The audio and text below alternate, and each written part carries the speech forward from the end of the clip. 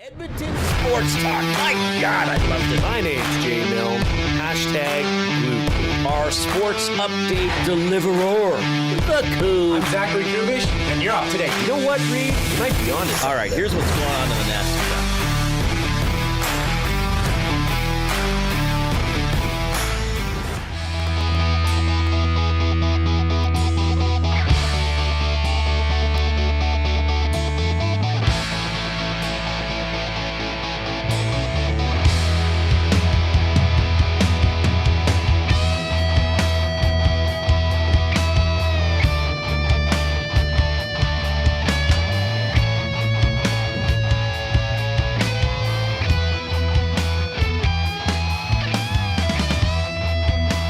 All right, here we go. Welcome to the Reid Wilkins Show with Jay Milne and guest co-host. Once again, I am blessed to be sitting beside Matthew P. Iwanek. How are you doing today, Matthew? Good. It's not P, but good. What is it? It's an N. Matthew Niles Iwanek. I am not a Niles, but close enough. Matthew Nathan Iwanek. Incorrect, but close enough. Would you tell me? Do you want this to be known? I don't care if it gets guessed. Well, I don't care. Is it a well-known name? Like, would it be something obscure? No, it's not obscure. Neil. No. I think you guys should only get like a couple of guesses per I segment. mean, what it would Per segment. What other name? Okay, Norm? You guys are done. Norm. That would be great. You guys are done for I am not Norm. That's it. That's it for this segment. Okay. Nolan. No more. Okay, sorry. Stop I got it. excited. I got excited. Jeez, Coop. I'm sorry. And just chill out. Because we got things to do. We got things to do. We got can people to talk to. quickly go to the side, go to that, and then back to the show. Exactly. A reminder that you are seeing us live from the Banquet Studio. Celebrate your birthday at the Banquet Bar. Amazing drinks, great vibes, and unforgettable memories. Book your party today at the Banquet Bar. We've got a show for you folks. We're going to continue our fantasy focus as we dive into the wide receiver position. We've done quarterbacks, running backs. Now it's time to talk about wide receivers. We're going to have Elks linebacker Joel Dublanko. He's going to be joining us at 3:40. Want to get his thoughts on how it's been, as he's transitioned into a starting role over the last 2 weeks in replace of Nick Anderson, how they've been prepping for a game that, hey, I think this is a gotta have it. It's obviously not a must win, but it's you gotta have it. Going on this Friday in Ottawa. A reminder that you can catch the Green and Gold Kickoff Show with myself and Matthew Iwanek live. The kickoff show will be live from Redtail Landing Golf Course. That'll be at 4:30, right? 4:30 to 5? During the Reid Wilkins Show. Then So we're we'll going do to the stick Reid around. Wilkins Show for an hour and a half. And then we'll do the Green and Gold Kickoff Show.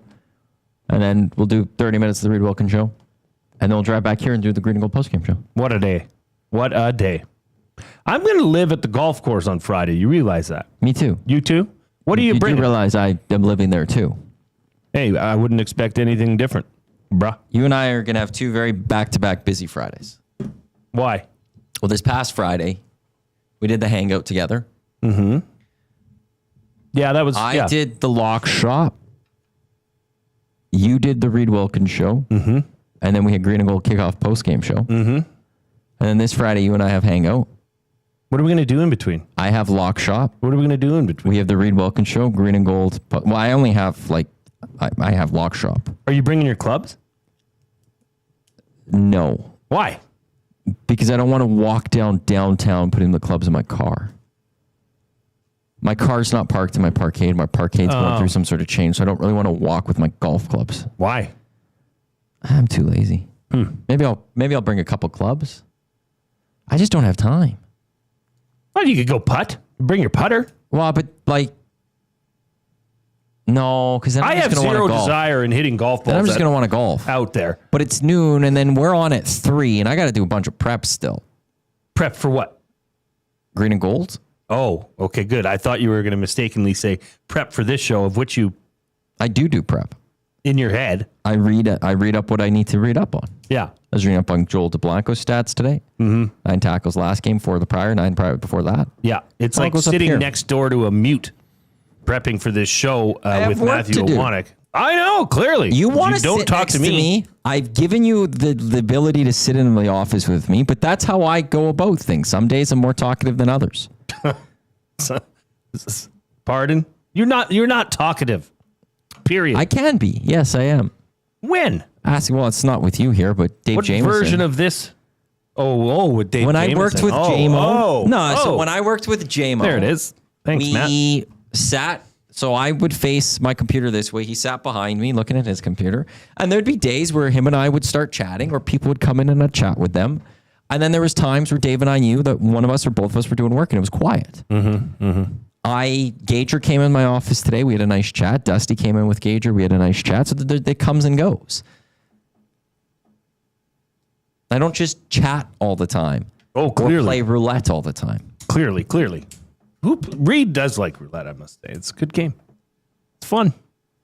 We got to talk about, we had a celebrity in the office today. Luke Gazdick joined.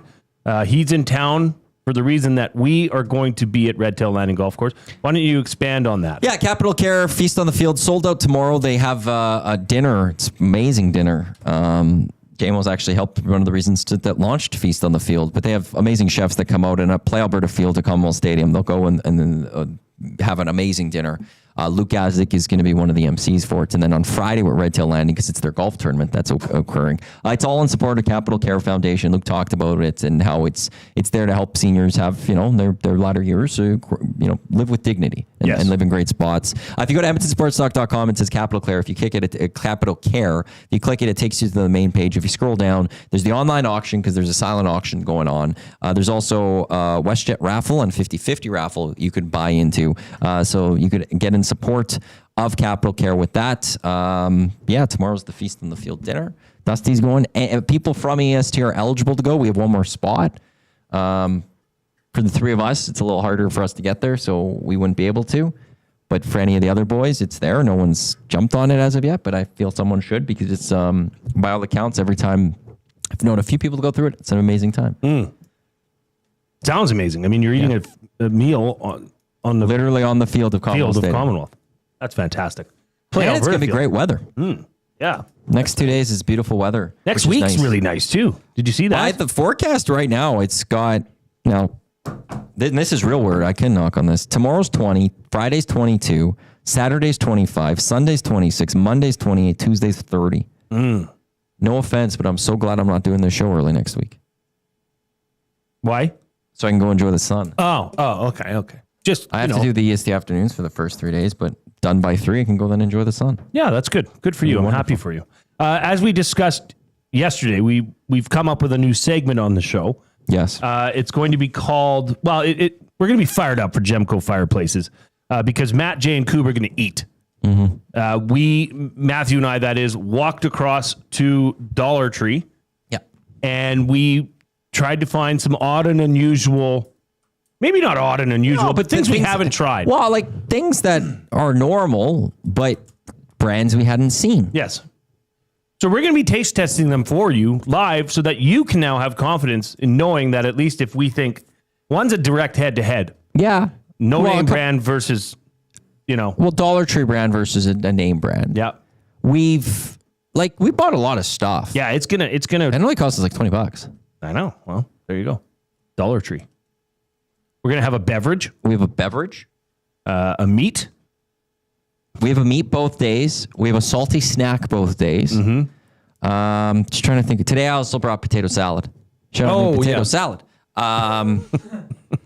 What else do we have that without giving anything away? We have 2 salty snacks today. Yeah. Well, like 2 versions of it. I think that's it. We didn't get any candy. Well, next Thursday, as we also that's chocolate bar. Said we're gonna candy. But the battle of the bars is going to be next. Chocolate's candy. What are you, psycho? Is that considered a candy? Of course it is. I always could picture candy as the sweet stuff, and chocolate's like its own entity. Well, chocolate is sweet, I know, but like I guess like Chocolate is definitely. I'm talking about the more like it's sugary. I should have said. Right, you're like thinking full of sugar. You're thinking sour gummies. Yeah, or candy. just even gummies in general, like Right. or doesn't have like jelly beans and stuff. No, I full on consider chocolate bars to be It's candy. under candy. Okay. Dollarama has the best jelly beans you'll have in my mind. Prove it. I'll buy that Prove as it. well. Yeah, I haven't bought those in a while. this is going to be fun. That'll be nice. So that's coming up. Obviously, as I said off the top, Fantasy Focus will continue. Joel Dublanko is going to be joining us, and we're going to have Daniel Kelley on from the FTN Network to break down the top wide receivers. Buying or selling for Damon Bunting real estate is going to be fun. I have not told you what the topic's going to be because this blows my mind that it actually happens on a year-over-year basis around this time of the year. Blows my mind. So we're going to get into that shortly after 5. You can listen to us on EdmontonSportsTalk.com, iHeartRadio, and TuneIn apps, or you can watch us on YouTube where you can participate in the nasty chat, or you could head on over to the afternoon inbox, which is presented by River Cree Resort and Casino at 780-218-9999. Where at Tap 25 Restaurant, you can get prime rib for $18.99. Yes, the prime rib special is just $18.99. Available 7 days a week from 11:30 a.m. till 11 p.m. Available for dine-in and takeout. Not available on show nights. We also have something to give away today. I'm just going to tease that right now. Oh, I forgot about that. When do you want to do that? We'll do it a little bit later. Okay. I'll let you know. You'll let me know? I'll let you know. Okay. So I gotta give a little bit of a breakdown here on Luke Gazdick at the office today. Very nice guy. Great dude. I mean, awesome guy. I touched on it a bit. I filled in on Oil Stream, and Hernan and I talked about it, and it is refreshing because I've seen Luke on the monitor in front of me. I've obviously seen him on Sportsnet, doing his broadcast, but I've never met him in person. And you wonder, is he like that in person? Is he this chipper and this cheerful and this welcoming in person? And I got news for you. He is. He's the real deal. And he accepted the Glue Crew hoodie and put it on. Didn't take it off. He put it on right away. And I was left. worried of him putting it on because I'm like, the hangar was a little warm this morning. I'm like, oh, he's now putting on like a hoodie. It's going to be a little hot, but no. I mean, that made my day. He texted Reid a photo that I took of him and I, and Reid was he just responded sad. Poor Reid would have loved to have been here on the day Luke Gazdick came. How was the hangout? The hangout was fantastic. I feel like I didn't say anything because you have Luke Gazdick, Sean Bell just exchanging stories from their time in hockey. And like, what am I going to say? How am I going to jump in there? Well, let me tell you about the time I didn't play hockey and I did this. Like they were both just fantastic. They knew people. That is going to be nominated for Hangout of the Year. Gazdick, I think, is going to have to go into Hangout Guest of the Year nomination for that. Has to. But it was great because the two of them, like, it's fun when you have hockey players that know each other, like, and bring them together. Mm-hmm. And like, even I was talking about Gager because I just said like hockey players when you bring them together and Gager's like, and it worked well with Belzy though and Gazdick because they kind of knew each other and. There was some overlapping and stuff, and they talked about the time that their two teams met in the AHL Western Conference Finals. Yes, and stuff. So like that, and they knew the same people. Yeah, even before anyone we even got on the air, we're over there, and Belzy was on the phone with someone, and he said something to Gazdick about the guy, and Gazdick didn't know the guy was living in Edmonton, but like, how's he doing? Like, so it was just like, it was truly fantastic. Just listening and trying to at times guide the conversation to different things, but in the end.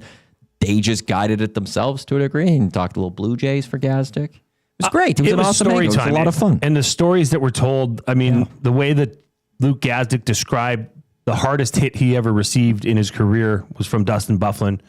I mean, if you got nothing to do later tonight, go and find it on YouTube or download it on Spotify, Apple, wherever you get your podcasts. Go download and subscribe to Edmonton Sports Talk. You can also subscribe to The Hangout, Reid Wilkins Show, EST Afternoons, Oil Stream, Lock Shop, The Morning Show. All those good things are available on any of your podcast suppliers. So make sure you go do that. And you know what else they got to do? You know what we haven't been doing well this week? And I admit, I'm not perfect, Matthew. When I'm in this role and I'm without Reid Rick, sometimes things slip my mind. And you know what I haven't been doing a good job of? And this could come up in a performance review, of which you've said is coming at some After point. the Estes, everyone's getting a meeting with Dusty and I. Everybody's getting Not even one-on-one, it's one-on-two. It's a one-on-two. Okay, I'm excited. And now this could be something that would come up in the performance review, is I have not been diligent on asking for thumbs. And I apologize for that. I sincerely apologize. Koob, if you could play the click song. I know Reidrick's not here, but I think we can still access it. Give her. It's not going. Okay, should we recreate it? Go for it. 1, 2, 3. Click, click, click. Must you click? Please, please click. Must you click? You must click. Dum, dum, dum. There, you got it. You got it. I know a lot of people hang on for that. If you're watching on YouTube, give us a thumbs up. Not only does it make us happy, but it puts it out there into the world. It helps spread the good word of EST and the algorithm and stuff that people like Matt would know more about than me. Right? Yeah, no one fully understands all that stuff, but Just it click the helps. thumb. We just been told it helps. So They don't want us to know how the full algorithm works, but it helps. it is time to get into the off-topic topic for William Huff. Since 1952, William Huff has provided industry-leading advertising solutions for thousands of valued clients. Their unparalleled customer service combined with decades of industry expertise and a desire to make every job the very best it can be is what they call the William Huff Advantage. Visit their website at williamhuff.com or give them the shout at 780-454-4536. Well, there was an act in town last night. Dustin was proudly wearing his brand new Creed t-shirt, which was a banger. That is a good t-shirt. Because not only does it look obviously like a Creed shirt, but it looks like a Detroit Lions color scheme. I mean, for that guy, that's a perfect shirt. He may not take that off. Well, he did today. When? He's golfing right now. Oh. He switched his shirts. Oh, okay. Yeah, it is golf shirt. Good to know. Good to know. The off-topic topic for William Huff is, in honor of Creed being in Edmonton last night, what's a band that you really like or love that isn't traditionally beloved? Okay, so this is a band that you really like that maybe it's had, you know, it's perceived differently by most people. Okay, so I asked Gazdick this, and he said Nickelback. I said, yeah, okay, I get that. That's, you know, that's something, you know, the term you got Nickelbacked, or I don't know why Nickelback has that persona with them, as to, you know, they're a really well sold band, but they have a negative connotation. I don't know. Erin was here. She said Bare Naked Ladies, which They have a bad connotation to them? well, I think Canadians are sick of Bare Naked Ladies. Okay. I think, well, speaking for myself and Canadians, actually, I'm speaking for Canadians. 1 week, or, you know, all those songs that were hits of the Bare Naked Ladies were shoved down our throats and into our ears for too long. So I really like that answer. My answer would be April Wine. I've spoke about my love of April Wine on this show before. They've got a lot of great hits, but not many people give them their due credit. I think they've fallen into the, you know, the act you'll see at K-Days every year. There's a couple more of those style acts, but April Wine has some bangers. Matthew? Coldplay. Coldplay's made fun of a lot. A lot of people don't like Coldplay. Coldplay is one of my favorite bands. They put on an amazing show. You want to go see, if you like even just a couple of songs of Coldplay and you want to go have an entertaining show, go watch a Coldplay show when it comes through town. They put on an experience. That's maybe the word they do too. It's an experience to go see Coldplay. There's a lot of negative connotations around Coldplay, though. There's a lot of people that make fun of them. They say they're not great, they're not good, they're boring. Who are these people? They were ripped when they were named as the halftime show for the Super Bowl. Really? Yes. Coldplay, though, I love their music personally. I am a big Coldplay fan, but I will say if you ever get the chance to possibly see them live, if obviously you don't like a single one of their songs, don't go see them. If you like just a couple of songs, go see them, because the experience is something else. See, I don't know about that. What don't you know? I think Coldplay's good. They get ripped a lot. They are very much ripped. You think Nickelback gets ripped. Globally, Coldplay gets that level. Really? Yes. Okay, that's surprising to me because Yes. I've always thought Coldplay's probably one of the, top 20 acts in the world right now? For tours and stuff, they're one of the biggest acts for that. But they are, like, Nickelback sells out. Barns, wherever they go. Everyone hates Nickelback, but when they roll through town, it's sold out. I'm just telling you right now, they are a band that gets ripped a lot. But to me, they're fantastic. Okay, Coop, what do you got to say about this? For my pick? Yes. Okay. Well, one that does still get love, but at one point had a lot of hatred and some music fans might dislike them for it, is Metallica. With the Napster thing. They do get ripped. Their drummer, Man, I'm just Lars not seeing Ulrich, this. Okay. came out when Napster was huge. You download music, rip it for free on your MP3 player and everything like that. He stood up and said, no, I'm not getting my music taken. I need to get paid for my art. This is my work. This is how I get paid. And personally, I thought that was a great thing. I didn't live, in that time listening to music. I was a little baby, but he got a lot of hate for it. And they're also seen as a band who sold out because Metalheads they were rip 'em. making huge, heavy-hitting albums. They made 4 great albums before the Enter Sandman one. Metallica is right? one of my top 3 bands of all time. Yeah, and they get made fun of. Right. But true They get made fun of. metalheads. Yeah, they'll rip them. Yeah, when you look at it, like they the were hardcores? Well, yeah, right, but that's yeah. the point of this. They're not liked by their genre. So they're more as a dad rock band rather than how I look at them in their prime. Yeah. My personal view of their prime was from 1983 to 88 when they released And Justice for All. Yeah. Right. Like- And then after that, they got uber popular and were started to be hated because people like it being underground, They're unknown. You can get a ticket for $20, see them in a small venue. But then they blew up. And the music's just not as metally as it once was. And now it's like, if you go ask metalheads, like, if they come up to you and be like, hey, who's your favorite metal band? You go Metallica. They're going to look down on you like, you don't know metal then. This is Like, that's taking the on thing. such a different, and I love it. That's what the off-topic topic for William Huff is supposed to do. Hampton Steve, this is along the same vein. The band I really like that others don't these days is U2. Oh, easily. That free album that they put on everybody's iPhone People hated seemed it. to earn them a lot of hate. People hated it. Wow. See, I grew up a big U2 guy, but then it's like I find that most of their songs just sound exactly the same. That's just my opinion. That's the same. You can say that about Nickelback. You can say that about AC/DC. KR says some radio show back in the day somehow made it cool to hate Nickelback. It is just stuck. Keep sending them in. There's one here I saw. Let me find it. Jen Cool says Sleep Token. Yeah, never heard of them.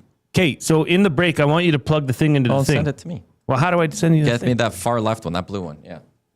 There.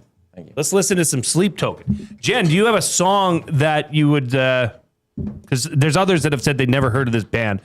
What is the Sleep Token song that you want us to play? She says you either love them or hate them, and I love them. By the way, bury the cheaters in the nasty chat. Oh, baby. Bury the cheater. Did not. The potato salad's from Costco. Show me potato salad. So I don't know what's made in it. Barry, I hope yesterday went well. You know what I bet? You know the band Extreme? You may not know the band Extreme, but you'll know the song More Than Words. You know that song? Sorry, I wasn't listening. The band Extreme. No, I don't know that's a band. I have this muted. That's probably why. No, I was making sure I had it. Extreme was like a heavy band, but their like number one hit that's still played is More Than Words. That must piss them off so much because that was their only ballad song that they really had, and that's their number one hit. That's what everybody knows Extreme by, is More Than Words.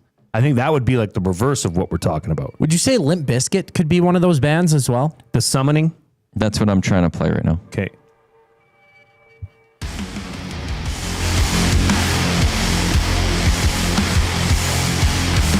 Would this be like industry metal? Doesn't sound right.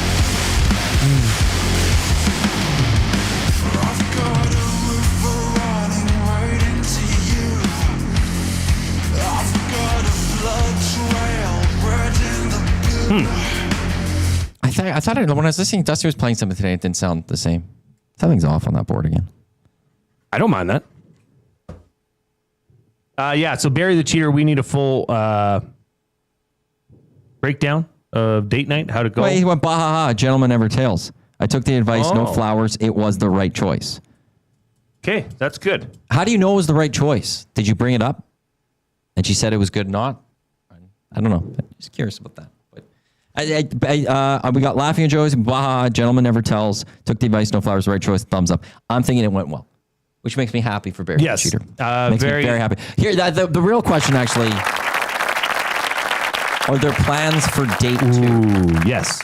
Because that's not... Was there a talk about that at the end about seeing each other again? Have there already been initiations to plan to see each other again? That I'm curious about.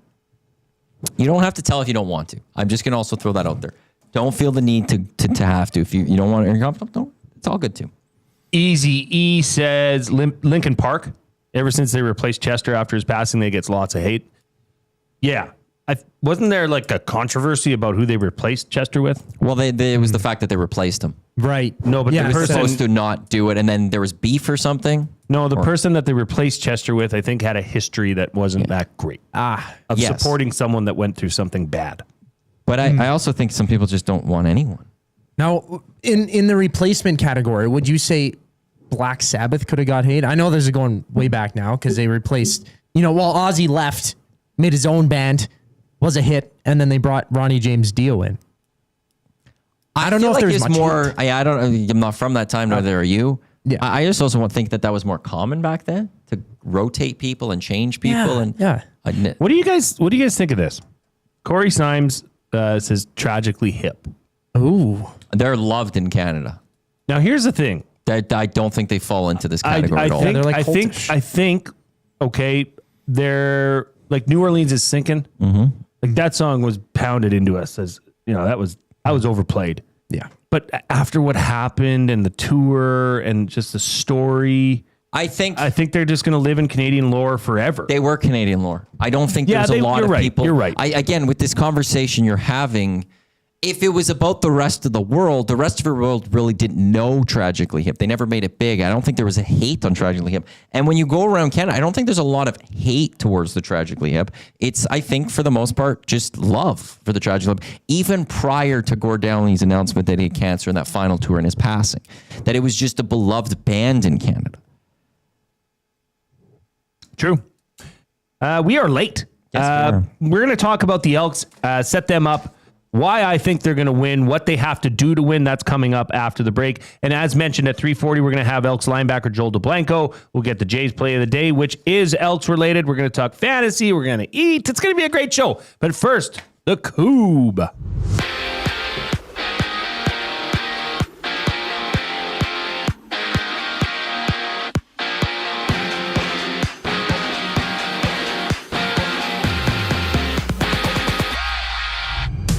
Just one contest underway in the majors. The Snakes are down 2-1 to the Guardians in the top of the 8th inning. While for the Jays, they've moved reliever Braden Fisher to the AAA Buffalo Bisons after dropping a close 2-1 game against the Pirates to wrap up their series. The Jays hit the road in Miami Friday. Shane Bieber making his first start for the Birds. In other news, former NFLer Tim Tebow is now the co-owner of a new ECHL team coming to Georgia. The league is set to expand to 32 teams, moving to Augusta for the 2027-28 season. And according to NFL Networks, Ian Rappaport, the Browns are shipping Juwan Briggs and a 7th rounder for next season to the Jets in exchange for a 6th-round selection in 2026. On the court, the Wings and Sparks tip off at 8 o'clock for the lone WNBA game on tap tonight. This sports update is brought to you by Paramount Flooring. Proudly serving Edmonton and area for over 30 years, their West End showroom is open 7 days a week. You can also shop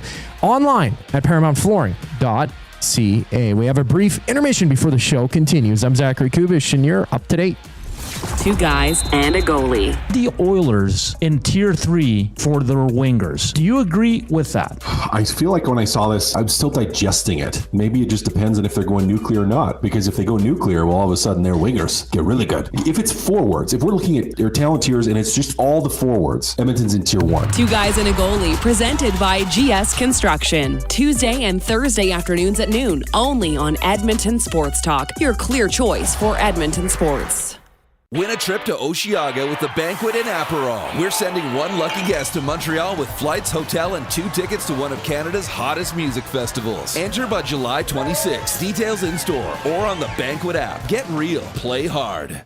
GCL Diesel has been serving oil country since 1972. From diesel cars to SUVs to pickups. From farm tractors to school buses to a big rig. From diesel generators to forklifts, GCL can test, troubleshoot, and repair all diesel fuel system components. Whether it's injectors, pumps, turbos, filters, or additive, GCL has the parts you need to keep your diesel running the way it should. For genuine diesel parts at wholesale prices, visit GCL Diesel in the West End or online at GCLDiesel.com. GCL Diesel. Diesel understood.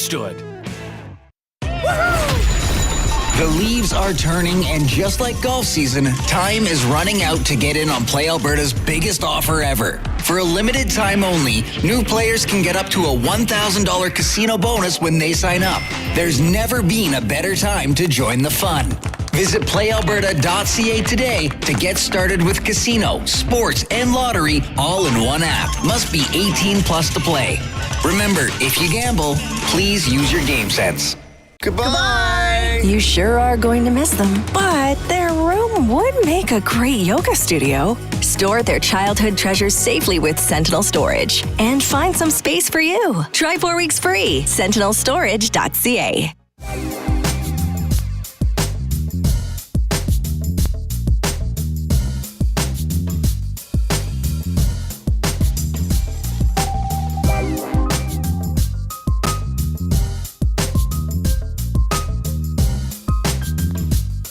Welcome back to the Reid Wilkins Show with Jay Milne and Matthew Nicholas Iwanek. Hey! Woo!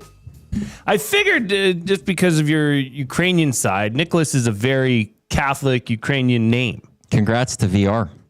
He got it first. Did he? Where? In the nasty chat. Well ahead. He got it. Good job, VR. You get a point too. I saw that one come in from him, so he got it. Okay, this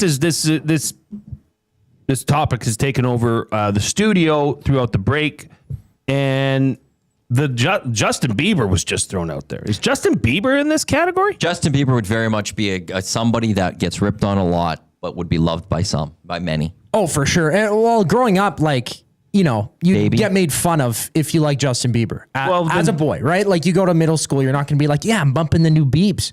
But right. you're listening to it kind of, you know, in the dark. You don't want to be the guy who's like, it's kind of like listening to Taylor Swift. I don't know. Well, I was just going to say, is Taylor Swift in this category? Yeah, maybe Sabrina Carpenter's she's the biggest superstar in the world. Yeah, I don't think the reason I would say she doesn't fall into this category is I think sports-wise, sports fans don't like her. But she's up there.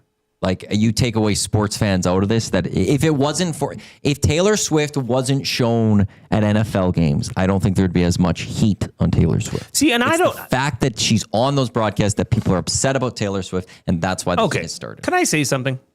No. I'm indifferent on Taylor Swift. I want you to be silent for the next 2.5 hours. I'm indifferent on Taylor Swift. I have no issues with her. I don't. When her songs come on in the car, I'm not like, oh gosh, this is Taylor Swift, shut it off. I don't. Sure, whatever.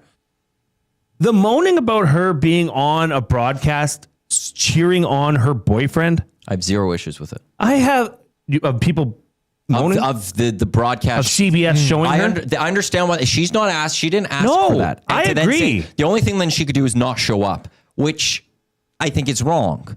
Hey, don't come support your boyfriend just because CBS and Fox and NBC and all of them can't help themselves and they're going to show you. I think it's quite opposite for me. When I see that, I'm like, hey, that's cool. That's like the craziest love story ever.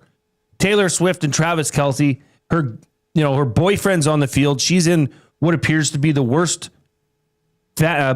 suites in the NFL at where the Chiefs play, at Gila Field. I don't have a problem with it whatsoever. Do you know who has a problem in the nasty chat? Jasmine, of all people. No kidding. Oh, Jasmine, you know what? I don't. I'm sorry. The NFL season starts up and she has to announce her album and jump on the cloak. Get out of here. I don't think albums are fully planned. Maybe they are somewhat planned, but here's what I will say in defense. She announced it on her boyfriend's podcast. The one defense I will have also, though, with Taylor Swift of what we've seen is she's as big as the National Football League. Oh, Matt, she's if not bigger, right? She's bigger. No. The NFL, she's not jumping on the clout of the National Football League. She's one of those few entities in this world that's bigger than the Shield. And there's a reason the Shield is very welcoming to Taylor Swift, is because there's not a lot of people out there or entities out there that could actually drive people to the National Football League. Taylor Swift's one of those. Absolutely. I don't know many others in this world who could do that. I could only think of somebody like Lionel Messi. We are talking about the who's who of this world, basically. Yeah, absolutely. The NFL benefits more from Taylor Swift than Taylor Swift benefits from the NFL. 100%. And I don't think that's close. It's not even a discussion. The NFL has seen more jerseys get purchased from Swifties. I'm not so sure Taylor Swift has seen more albums sold from football fans. That's right. There's a lot of people watching right now, and there's not as many thumbs. So if you haven't yet, click the thumbs up. Help us spread the good word of VST. You are watching the Reid Wilkins Show with Jay Milne and guest host Matthew Iwanek on Edmonton Sports Talk. Your clear choice for Edmonton sports. The off-topic topic was in honor of Creed. What's a band that you really like that isn't traditionally beloved? If you have a band you'd like to submit, send it over to the River Cree Resort and Casino inbox at 780-218-9999. Matthew, as we talked about earlier in the show, we have a football game coming up on Friday. Before we get to that, yeah. Can I just play something for Jasmine? Yes.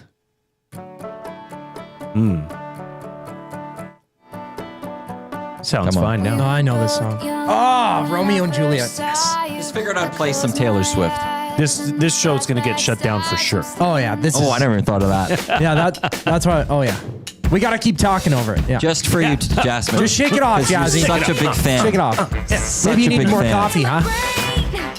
I love Taylor Swift. That's what people say. Oh, yeah. Okay, you're right. Taylor, we are going to get if banned. Someone's going to stop a song, it's going to be Taylor Swift. Another one who's not as highly prominent as Taylor Swift, but has gone up the rankings in the last few years is Sabrina Carpenter, right? Like, she's another pop, not icon, I don't but think there's star hate on right her. now. There's no dislike towards her as much. I mean, unless you're getting to the Olivia Rodrigo, Sabrina Carpenter drama that might be there of a boboyfriend being stolen while they were at Nickelodeon. Right, but not a lot of people like the girly pop. A lot of people that I talk to around my age, they have a disdain for Sabrina Carpenter. I actually love her music. She has an album August 29th. You could send the invoice to Edmonton Sports. Yeah. I don't know if she did. Free promo. But I don't even know what you're talking about. Olivia Rodrigo is the one for me. Really? And it's rumored her third album's getting ready to be dropped sometime soon too. Big Olivia Rodrigo fan. Lars says he's taking his thumb back after playing Taylor Swift. Riding the Pine is puking. It's okay if you don't like Taylor Swift. We were more or less trying to send a message to Jasmine, the teapot bandit. We can call her that. I'm sure she'll have more to say on the hangout tomorrow. Oh, I'm sure she will. But that's, it's a moot point at this point. We've got a football game. Yeah, sorry to interrupt because I think he's there. Okay. All right. Well, we're going to talk to Joel Dublanko, Elks linebacker, coming up right after the break. We're going to have him set up this game, ask him what it's like to have been starting for the last 2 weeks. But first, we're going to hear from the Kubinator.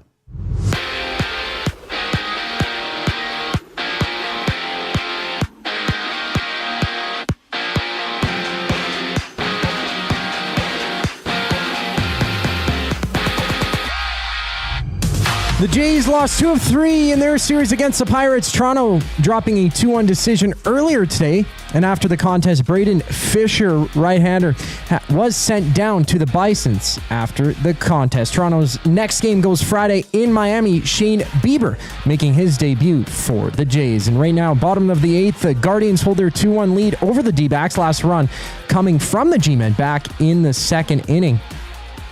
After one inning, it was 1-1. Football news, NFL Networks, Ian Rappaport announcing a trade has been agreed upon between the Jets and Browns. New York swapping a 6th-rounder to Cleveland for Juwan Briggs and a 2026 7th-round selection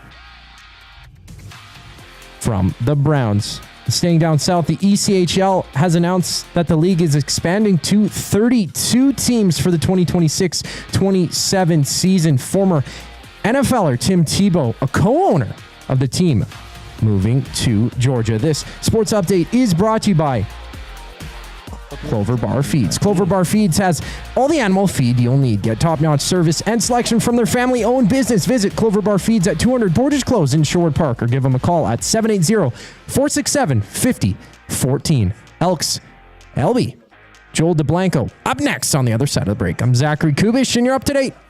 The Oil Stream. Which one of these two players do you think lives up to those expectations the most? Savoy, because he's got pro experience. He had really good numbers in the AHL. He had a cup of coffee in the NHL. Played with Draisaitl. I thought he looked pretty good last year when he was up here. It was just a numbers game because they had so many veterans here. They're like, we're not going to rush this kid. I'm not saying Ike Howard won't be good. I think it's going to be an adjustment. The Oil Stream, presented by Boston Pizza. Monday, Wednesday, and Friday afternoons at noon. Only on Edmonton Sports Talk. Your clear choice for Edmonton sports.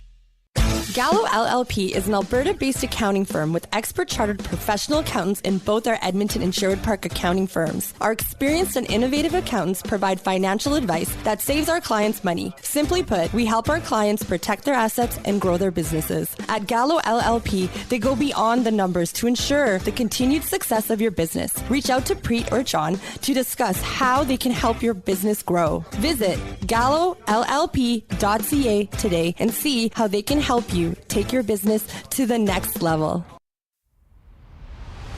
Do you have pets? Horses? Chickens? Did the place you used to get your feed recently close down? Have no fear. Clover Bar Feeds is here. Whether it's dogs, cats, horses, or chickens, Clover Bar Feeds has you covered. Offering a large variety of food and feed, you can trust the experts at Clover Bar Feeds. They've been family owned and operated for over 60 years. This means you can expect nothing less than top-notch service and selection. Come visit them at 200 Portage Close in Sherwood Park or visit them online at cloverbarfeeds.com.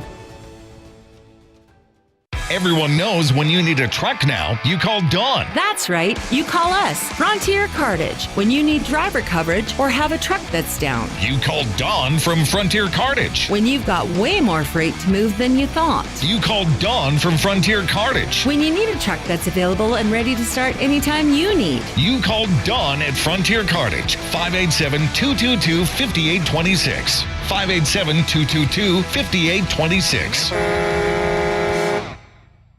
Looking for quality building materials and friendly advice? Visit us at Windsor Plywood Leduc, family owned and locally run since 1993. From interior materials for doors, flooring, baseboards, and all the finishing touches to all you need for your outdoor projects like cedar lumber for decks and fences, plus all the plywood you'd need. Our full-time on-staff carpenter can help with anything odd-sized or custom, and from domestic hardwoods to exotic selections, we've got you covered. And if we don't have it, we'll track it down for you. Windsor Plywood Leduc. We're the experts you need to know.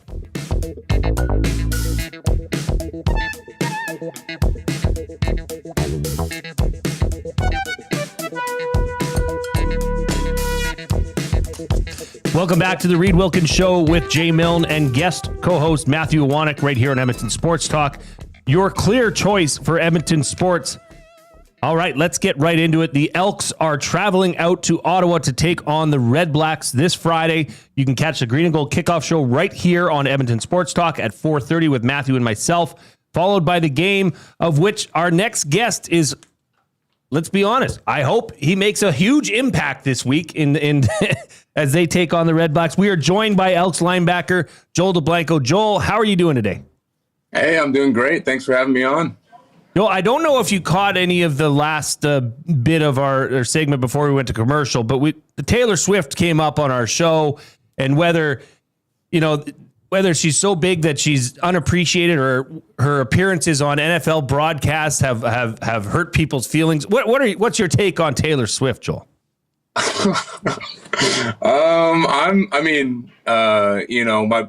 boy Travis Kelce, the Kelce brothers from Cincinnati, they're from Cincinnati, and so the fact that they're dating is pretty cool. But in terms of the whole Swiftie movement, I'm not on board with it. So that's just me, though.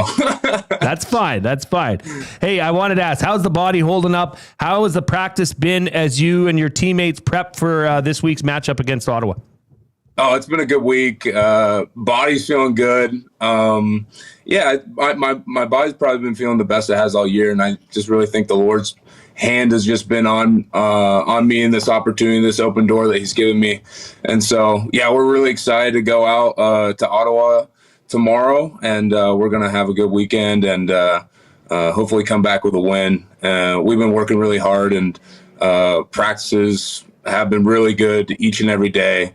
And ever since we've been, coming back off the bye week and our last bye week that we had, we just every week we've had better and better practice, and it's been showing up in the games. And so we know that's been the foundation of how we've been playing better ball. So that's been our focus. You're heading into your third week in the starting position at the Will linebacker. What's been the biggest surprise for you as you've entered into now being a part of the defense on every snap? I don't know what the surprise would be. I was a little bit in the rotation,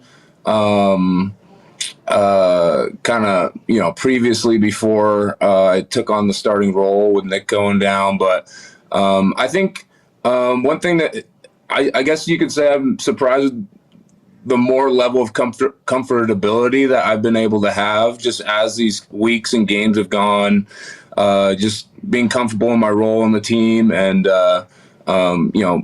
in playing the Will position and everything like that, just each week taking another step in the right direction. So that's been really nice.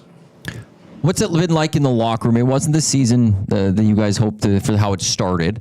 But now you've rattled off 2 wins. They've been rather right into it for the last few weeks, though. What's it been like in the locker room, and how do you guys keep your, heads in, maybe not held high, but how did you guys keep the confidence going through that tough stretch to get you to this point and not allow it to maybe derail your season?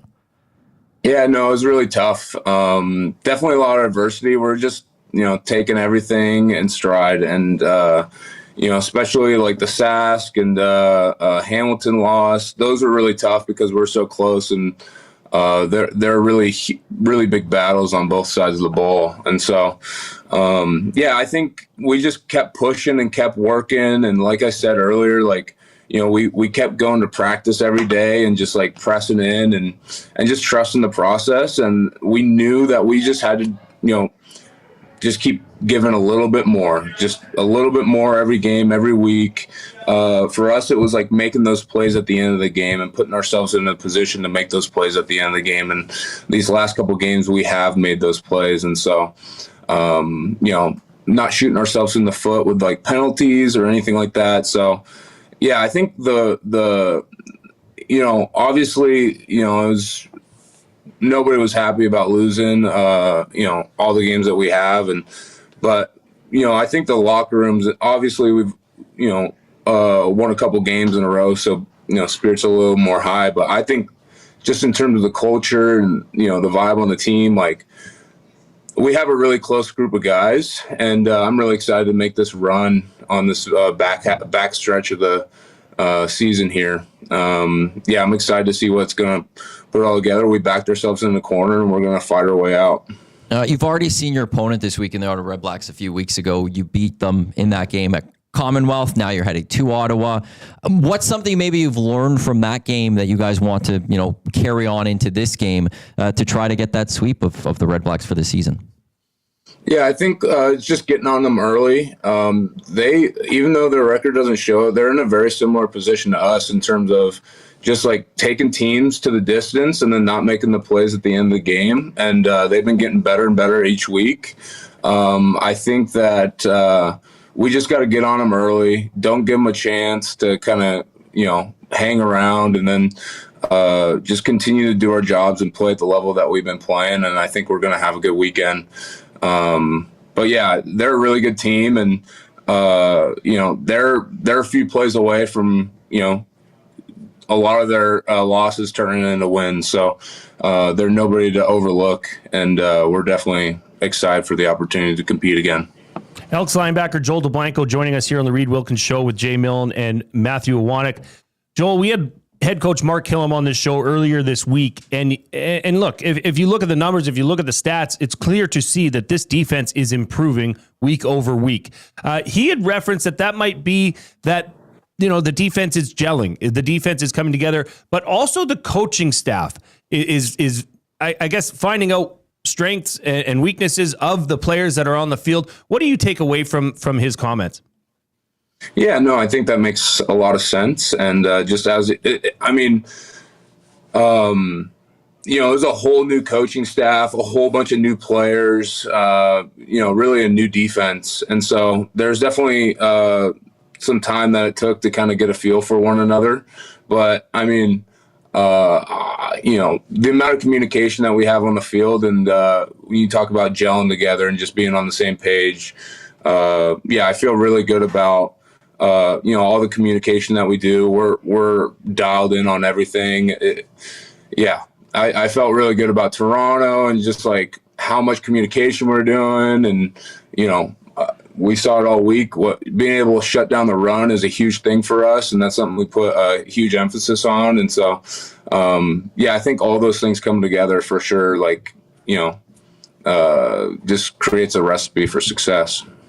Joel, I know I appreciate you taking time out of your day to join us on the show. I got one more for you here. I saw a video earlier in the season. It was you and I believe it was your teammate Jonathan Kongbo. You went out for some supper. I believe it was in Regina. You guys had some schnitzel.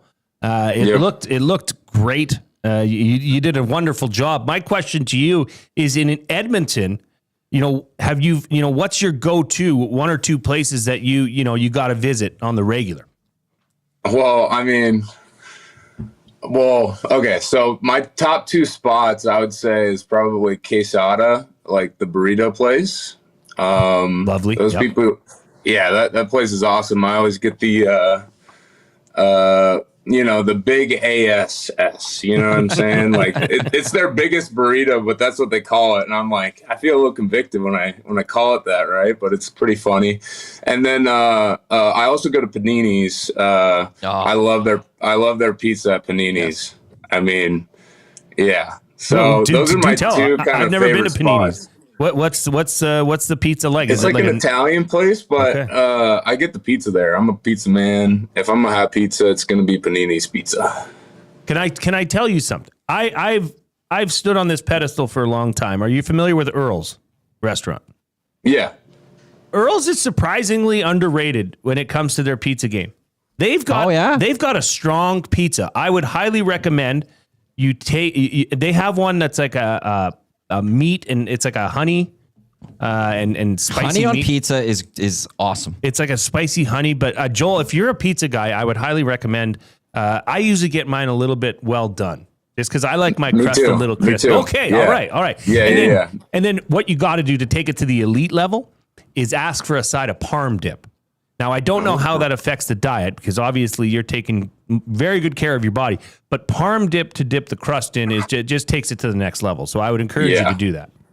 Jay, I'm going to take you up on that. And next time I see you, next time we talk, I'm going to have a rating on your recommendation. And I'm going to put a lot on this. So okay, pressure's on you, Jay. Reputation is on the line here. I stand by. Do you stand by your recommendation? I stand by it. If you're a pizza Earl's guy, Pizza. Yes, if you're a pizza guy, go get it. It's like a hot honey one with meat, but just get a little well done and the parm dip. Joel, next time you see me, you're going to have a rave review. I'm quite confident in that. All right. This has been great, Joel. Thank you very much once again for taking time out of your day. Thank you. Yes, best of luck this week. Keep on going and go get that win out in Ottawa. We will. All right. Thank you so much for having me. Go Elks. All right. Thank you. That was Joel Dublanko, Elks linebacker. What a great menu. What's that? Trying to get to the Earl's menu to. Oh yeah, underrated. Panini's. It is one of the better pizza joints you'll find. And we have a lot of great pizza joints. Yeah. It's on Jasper Ave by the river. As you're coming off, that would be 82nd. Oh, it's down that way. They've added new location. There's one in Sherwood Park now, and then there's one on 149th Street next to the London Drugs. There's a Panini's in Sherwood Park? There's a Panini's in Sherwood Park. Baseline Road, is it? Do tell. Okay, yeah. Maybe it's the old Taco Bell. Yeah, Baseline Road. It's solid pizza. Really? There've been a few, I know, pizza things here in town. One year, I think it won as like the best pizza. I have a buddy who loves his pizza.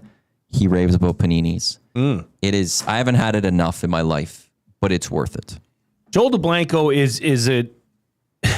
I just love his story. I love watching him play football. I love the passion he brings. And he was in the hangout last year, right? When he got drafted, he came in. This is a mountain of a man. Queen Bee Pizza. Moving at very fast speeds. And Maddie, we talked about it on the post-game show. He's coming on. Yes. I mean, he's filling massive shoes with Nick Anderson being injured. And I don't think that defense has skipped a beat. There's an argument to be made that this team hasn't missed Nick Anderson much, which says a lot. Is not a knock on Nick Anderson. It's the reverse. It says a lot about Joel Dublanko. It does. And big part of that, are you showing me where it is? Well, I'm trying to find where, here it is on a map, so don't mind me right now. Big part of that Elks defense. I mean, he's been coming up with big plays at big times, hasn't he, Matt?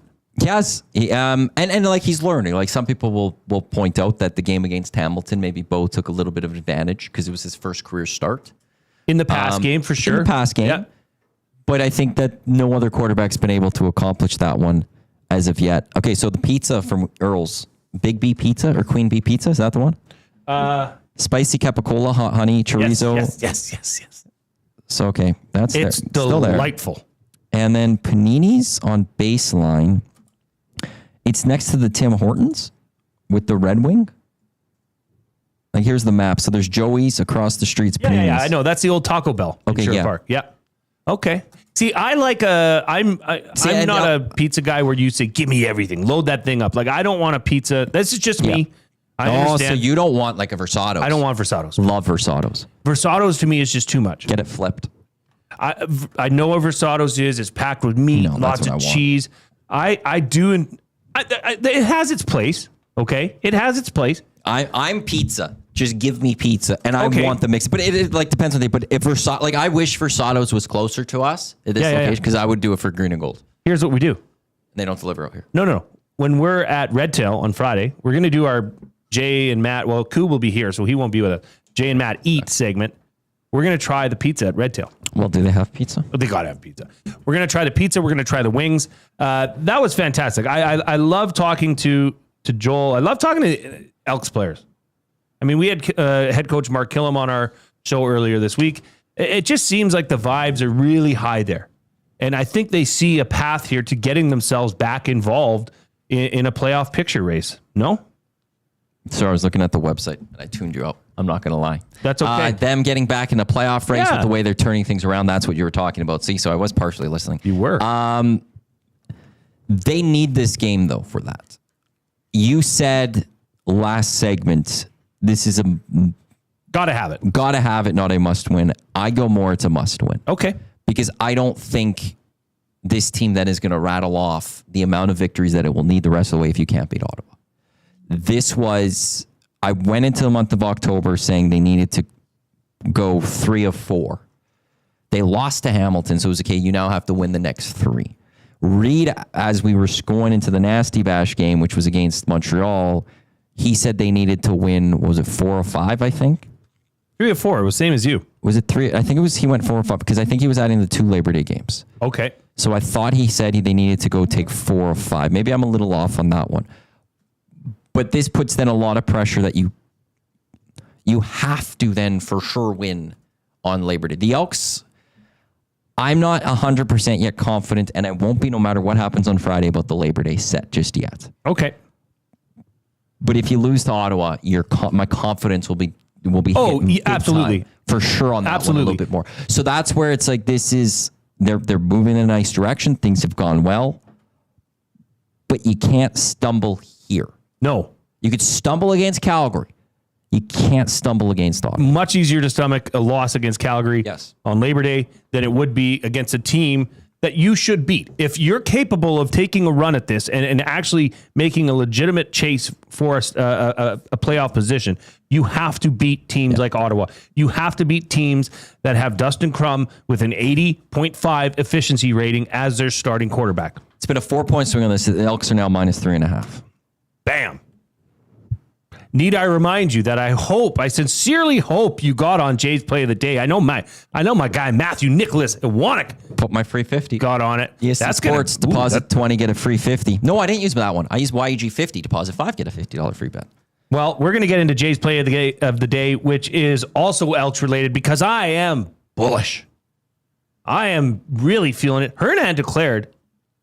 Did he guaranteed a win? He guaranteed the Montreal game. And when Hernan guarantees, he also guaranteed BC that week, and they got the win too. Okay, when Hernan guarantees, it's 50%. No, he got it right. He got it right. Yes, that's right. He's 2 for 2. He's 2 for 2. I said he declared BC, and he got it right. He declared BC was going to win, not against Edmonton. No, that one. He declared that week. He had BC guaranteed over Hamilton and Edmonton guaranteed over Montreal. Was 2 for 2. Oh wow. Okay. And now he's guaranteeing this one. I like it. Don't even need to watch I like it a lot. If you have not yet hammered the thumbs up, please do so. We are going to be back with Jay's Play of the Day. We're going to have Daniel Kelley from the FTN Network to talk about fantasy wide receivers, and then we're going to eat. Maddie, Jay, and Coob are going to eat. But first, let's hear from a sports update from the one and only. Well, no, we're going to hear from our partners first, and then you'll hear from the Coobinator. The Lock Shop. We had Keegan Matheson on this morning. I said, so Tommy Pham, like a psycho, right? And he goes, well, he says he gets back to his room, got notifications popping up. Tommy Pham has replied to your messages. So then Keegan yesterday went to the Pirates' room just to chat with Tommy Pham. I think Tommy Pham told him something along the lines of, just tell the people that I speak the truth. The Lock Shop, weekday mornings at 11, only on Edmonton Sports Talk. Your clear choice for Edmonton sports. If you aren't wearing a Connect belt, what are you waiting for? A one-size-fits-all belt with a smooth, hole-free track system makes it adjustable for the perfect fit. With fully customizable options, you can choose your belt color, material, and buckle to suit your style. 100% Canadian-owned and operated, Connect belts are designed for work, everyday wear, and even a round of golf. Check out the large selection of men's and women's styles at www.knktbelts.com. Connect belts, the perfect fit every time. Get ready for royalty with Elvis Presley and Elton John tributes at River Cree Resort and Casino. All Shook Up pays tribute to the 3 eras of Elvis in one magical show on August 17th. And catch Elton Ron, a tribute to Elton John, live on August 29th. Elton Ron will give you a taste of the Rocket Man in Canada. Get your tickets for both shows at rivercreeresort.com. The Canadian Brewhouse is turning up the flavor this summer with our new summer feature menu. Try our jerk chicken skewers, Cajun shrimp tostadas, and street corn salsa. Bold bites made for patio season. Get them while it's hot. The Canadian Brewhouse. Our house is your house. You've heard the name, but what does it mean? For over 66 years, William Huff Advertising has supplied signage from screen printing to digital to LED with design, production, and install in-house. It's a one-stop shop for all your signage needs. Edmonton owned and operated, William Huff has been trusted by the biggest companies and teams in the City of Champions and many others across the country to do the job. If you're looking for a way to get the word out about your company or event, they are the answer. Go to www.williamhuff.com. Their results speak for themselves.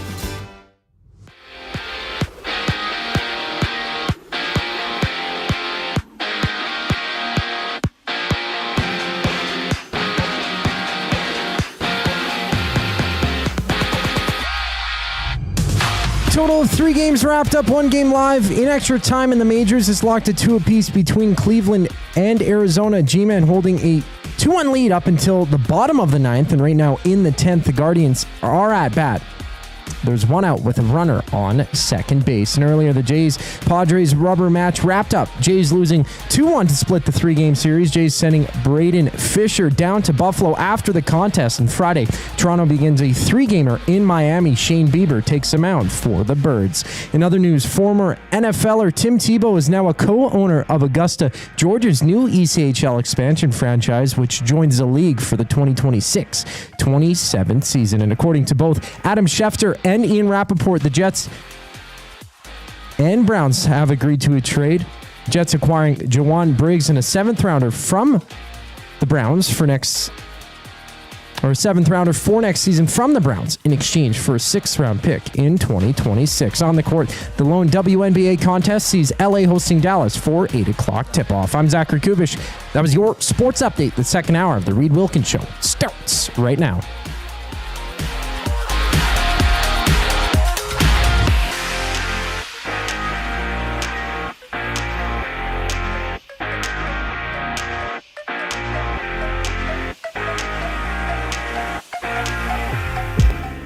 Yeah.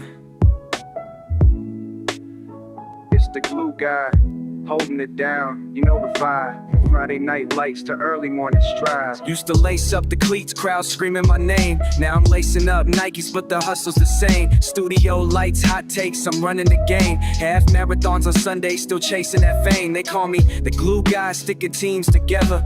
From locker room speeches to wild podcast weather. Never lost the fire, just changed the endeavor. Now I'm sprinting through stories, I'm clever as ever. From touchdowns to timelines, I never slowed down. Running these miles, running this town. Glue guy, baby, I hold it all tight. From the field to the mic, I'm still in the fight. Remember, welcome back to the Reid Wilkins Show with Jay Milne and co-host Matthew Iwanek. Who did this? What are you looking at me like that for? Who did this? My buddy Dave Carson. Oh, yeah? Yeah, from Ewell. Sweet. Yeah. It's really well done. Yeah, you're going to hear a lot more from him. Actually, you in the coming months. Well, I need to mark that down because that original song for EST. Is it original? No AI. Oh, no. I think you use AI is not going into that. I've made that declaration to myself. Like Jay's Play of the Day will not go into that. But we do have one of our categories was original AM song. That has to go in there. Your All Gas No Brakes goes in there. Oh, that's a banger. I made another song. I think it slipped through the cracks, so it wasn't as polished, I'd like to say. It was fun though. Went somewhere. I haven't heard it. That one's got to go in there. Okay. I'm in. He's gonna. Well, not you. He gets nominated. He made a song. We grew up going to school together. From you, I'll have to get all the info after because he'll have to go into the nominations. I've known him for a long time, and my daughters heard the Glue Guy. What's it called? The Glue Guy Grind. Yeah. Yeah. And 3G. 3G. Yeah. Glue Guy Grind. And so he made a song for Word of the Day, which we'll play later, I think, right, Coop? We can just play it all. Don't worry about it. We won't chop it up. We'll give him we'll give him the extended version. And then he made a song for my daughters. Oh, yeah? Yeah. I sent them their name, age, and what sports they do and what their hobbies are. And they were blown away when I played it in the car the other day. They're like, wait, what? I mean, it's pretty neat, this AI stuff. Oh, so this is AI? Yeah, that's what I said. I didn't know yours was AI. No, I think his is. That one that he made. I don't think... Like, he writes the lyrics, but I think he dumps it into something and it spits that out. I can't go into the nomination. Sorry, Matt. Sorry to let you down there. Into the nomination. Well, Coop, you know what time of the day it is? Time for Jay's Play of the Day. It's Jay. It's Play. He's Jay. It's today. Oh. It's Jay's Play of the Day. It's Jay's Play of the Day. Sorry. Jay's Play of the Day. Play Alberta, playalberta.ca. Download the app, EST Sports. Deposit 20, get a free 50. Deposit 5 when you use promo code YEG50 and get a free 50. That's only at Play Alberta. Edmonton Sports Talk specials are there as well. Dusty with my assists and some others' assists as well. On the Lock Shop, we built a little bit of a parlay where we moved the lines. Winnipeg, Montreal, under 454.5 points. Edmonton, Ottawa, over 47.5. BC, Toronto, over 49.5. What does that mean? BC. Why did they add? Oh, that's just they added an extra BC there for no reason. Saskatchewan, Calgary, under 56.5. That is plus 295. Grandest Parlay's up. Jay's Play of the Day is up. Lock Shop Parlay from earlier this week with Jay and Huss is still up there, plus 24.50. Ravens win their division. Falcons win their division. KC Lions also to win their division. Alberta, playalberta.ca. Okay, we went back to the well. I mean, I'm like I said, I'm very confident that Edmonton's going to get the win this Friday in Ottawa. I don't think this is going to be a high-scoring affair. Even if Edmonton wins, I just don't know how much. Like I could see Ottawa being held to under 20 points, and I could see Edmonton scoring right around 30 points. So when I went to play Alberta and I looked at, okay, Elks money line, that's already been moved. But then I added in Elks money line plus under 53.5. They boosted that to plus 240. So this is another opportunity to get on the Elks train here. If you feel as confident as I feel that the Elks will be able to pull this off, head on over to playalberta.ca, click on sports, click on EST specials, and you will see Jay's Play of the Day. Edmonton Elks to win and under 53.5 points, plus 240. And don't forget to always use your game sense. Maddie, are you riding with the glue guy again? I can't to a degree, partly because... Well, you're conflicted here. Well, no, there's a window there. There is. Dusty and I had Edmonton and Ottawa over 47.5. You have under 53.5, so 48 to 53. There's that window there. I was with Big U taking the over as opposed to going with Dusty. He wanted to go almost, I think, was it 57.5 or something? Take the under. 59.5 it might have been. Take the under. So I am a little different because I've already promoted the idea that I think a little bit of the over might be had there from the 47.5. So it's a very tight window for me there. It is, but it's still doable. Let me think. It could be because it could be in the realm of possibility, Maddie. Because yours is math. Well, this is perfect. This actually works. Yeah, because one of the numbers I threw out there was like 28 to 25 ball game. Yeah, that would be perfect. That's 53. Yeah, winner. Dead on under for you. Dead on over for the other one. I did throw that part out for the lock shop. Okay, when it came to the number, so that one. But boom, we're both going to win. Yes. I love it. I honestly think, okay, looking at this Red Blacks game, Ottawa is second last in the CFL in giving up opponent big plays. They've given up 29 big plays to their opponents. And we're the Edmonton Elks. I didn't even look at them. Okay. I think they're quite a bit higher. And they've only had 19 big plays. Plus, Dustin Crum has an 80.3 efficiency rating. Not good. Ottawa's given up 21 turnovers, but yet they're both at 0 in the turnover ratio. But Edmonton has given up way less turnovers. Edmonton's only given up 14 turnovers. So as much as Ottawa can give it up, they can also take it away, apparently. So I think this will be an interesting game plan. I'd like to see the running game established early, but then I think this is a chance for Cody Fajardo to work the ball downfield. Take some shots. This isn't going to be a Montreal defense that takes away the deep part of the field and gives you the outs. I think there's going to be a lot of action down the seams, challenging the safety of the Ottawa Red Blacks. And special teams, they need to win the special teams battle. Ottawa is not that great on kickoff return. They're last in opponent kickoff return coverage, and they're last in kickoff totals. So they don't kick the ball off far, and they give it up a lot. Be great if there was an opportunity to put some sort of a play on a special teams touchdown. Maybe I could ask the guys. I think you can. Or did I see? I thought I saw one last week. Maybe that'll be Jay's Play of the Day for Friday. Just a little teaser, because that'll be a good number. Special teams touchdown. Sprinkle, not teaser, right? A sprinkle. That'd be considered, yeah. I'm wondering the lingo myself. Well, yeah, we're all learning together. There's something about Ottawa that even though it's Dustin Crum, he led the comeback against Winnipeg last week.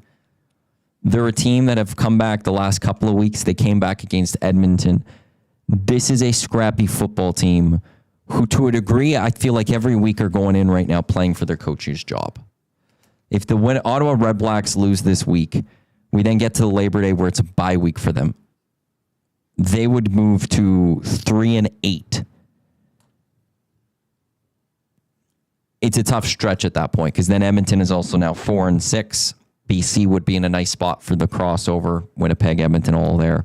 They're to a degree they're creating for for a little bit they're playing for their coach. Mm-hmm. So. Well, and I don't know what to make of this game. I feel good about the Edmonton Elks winning it. I still do. But I don't fully know what to make of a Red Blacks, Dustin Crum-led Red Blacks team. Yeah, I know. And that's just you. I think you're a little bit more cautious than me in particular. Yeah, no, absolutely. But it's not that. It's the fact that, just if it wasn't for last week, I think things would have been different. Because if you look at the last little bit, okay, Red Blacks have been playing well. That was with Drew Brown. But last week, it was Dustin. It wasn't he came in late after the comeback. He led that comeback. But then you can use, was it garbage time? No. You can only use that when it's against the Elks? I mean, Ottawa came back in garbage time originally. A good majority of that in their matchup earlier in the year. I think early fourth quarter is not garbage time, and that's when they started the comeback. The problem I have here, Maddie, is this. Edmonton needs to win because Winnipeg is at Montreal. That's a winnable game. That should be a win for Winnipeg. BC's at Toronto. Mm-hmm. I expect BC, if BC is who we think they are, to thump Toronto. I'm just going to take that the other way. If Toronto is who we think they are, BC's fair enough. Fair point. That makes this. They need to stay at the same pace as those two teams. If they're going to try and overtake one of them, and it looks like both those teams are going to get victories this week. I mean, it's the CFL. Anything can happen. I understand. That's why it's important for Edmonton to go get this win. Yeah, if the Elks lose and those two teams win, the Elks would be 6 points back of both teams. They'd have a game in hand on BC though. But they don't have the season series against BC, so in effect, you're 4 games back. And currently, they don't have the season series against Winnipeg, but they could still go get that one. So I'll keep that one as a 3 games back. At a halfway point, 9 games left, making up 3 games is very, very difficult. I will say that. If you pull off the victory, and now you're only 4 points back, 2 games back, it is obviously simpler. Much, much easier to stomach. But you're right. If those two teams win, you have to. Because you're not getting into an easy stretch.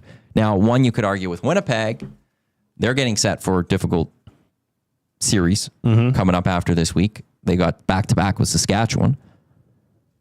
Saskatchewan's going to be the favorite in those ones. BC, I don't know who BC has after this week. They have a bye next week, but then it's Ottawa. So BC has some games to be won. I want to put this out to the nasties, whether you chime in the nasty chat or you chime in over at the ESD afternoon inbox presented by River Cree Resort and Casino, where happy hour, $5.25 drinks available Sunday to Thursday from 9 a.m. to 7 p.m. That's at the Kitchen Restaurant, 780-218-9999. Let's say Edmonton goes and gets a win. Is there not a bit of a feeling, though, that it's Labor Day? Anything can happen? Do records get thrown aside? Let me ask you this. Do records get thrown aside as much in the Edmonton-Calgary series as they do in the Winnipeg-Saskatchewan series? When do records get thrown aside in that one? It seems like it's anybody's game. It doesn't matter the record. It seems like Calgary and Edmonton usually goes by whichever team is ahead in the standings. You usually don't get those upsets, right? But Winnipeg, Saskatchewan, it seems like throw the records aside. It doesn't matter. Now you can prove me wrong. No, I'm just trying to. I don't just recall a feeling that I'm not as close to. I know the Edmonton Calgary series very well. I don't know the other one quite well. But do you think Bombers have won 3 of their last 4? The Riders had a long stretch where they dominated there. I do feel like it was almost record in that when I look at that. This one, I don't throw the record out for this one between Edmonton and Calgary. Not at all. You think that Calgary is going to... The better team has, for quite some time, taken away 15. Actually, Calgary's a really good team at 15, so I can't even do that one fully. Calgary is, like, through the 10s, they were the much better team than the Eskimos, and they won. Wasn't even like the Elks. They won in 2011. They didn't win until 2021. Yeah. Now, if this is, and I don't know, look at this weekend. After this weekend, do you think Saskatchewan can go into Calgary and get a win? That's going to be a huge game. Saskatchewan could go to Calgary and get a win. I mean, you could have a 4-6 Elks team taking on a 6-4 Calgary Stampeders team. Even if you want to say it goes by the record, that tells me that this could be a winnable game for the right. But when I watch the teams and I've seen the teams, I know that one of the reasons Calgary has some losses is because PJ Walker was their starting quarterback and it wasn't Vernon Adams Jr. And when Vernon Adams Jr. is behind center, that is one of the best teams in the Canadian Football League this year. Yeah, what we've seen this year. I just feel like Edmonton is trending in a very positive direction. Sure, but they started at the very bottom. I know, but when you get that momentum going, it doesn't matter who you're facing. It doesn't matter the opponent. You have the belief as a team that you can win any game. 100% until you get smacked in the face because the other team is still better and they win that game. TBD, brah. That was the Jays Play of the Day for Play Alberta. Next up, we have Daniel Kelley from the FTN Network. We're going to continue our fantasy focus as we dive into the wide receiver position. But first, we're going to hear from Zachary Kubish.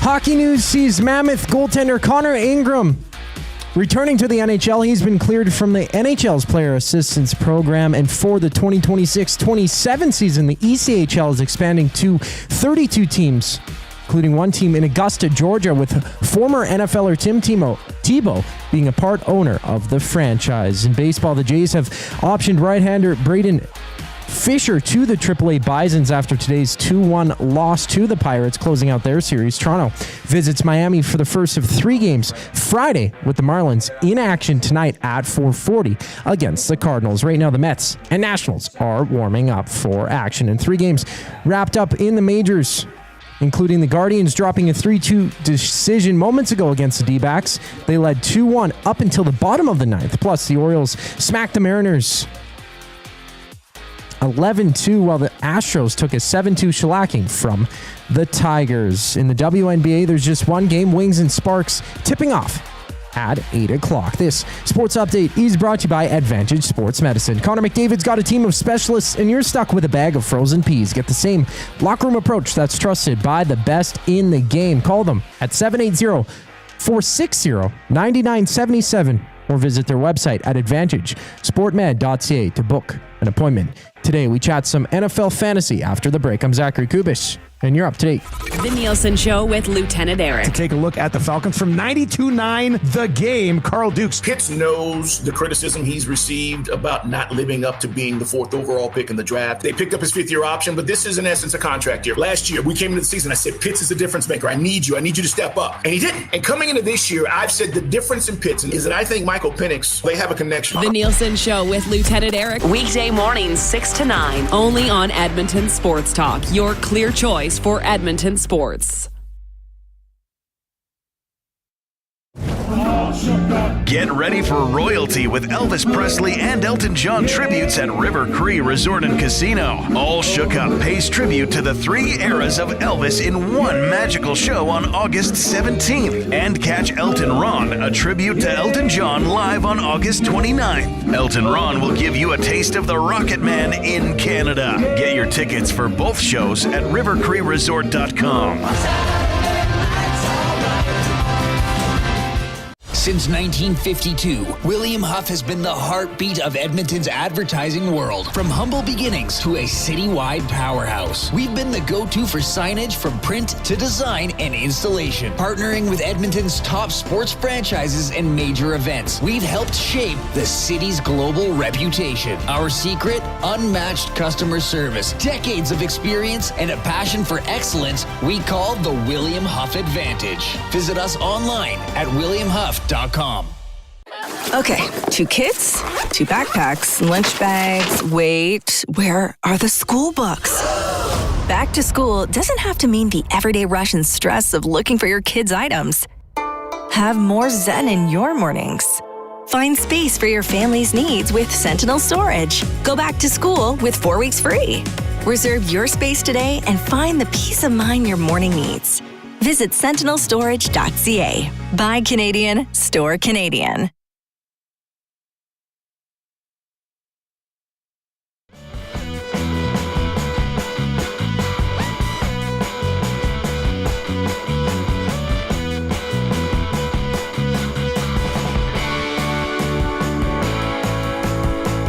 Welcome back to the Reid Wilkins Show with Jay Milne and guest co-host Matthew Iwanek on Edmonton Sports Talk, your clear choice for Edmonton sports. We got Coob at the technical desk. We've got Daniel Kelley coming up right away from the FTN Network. We're going to talk about fantasy wide receivers.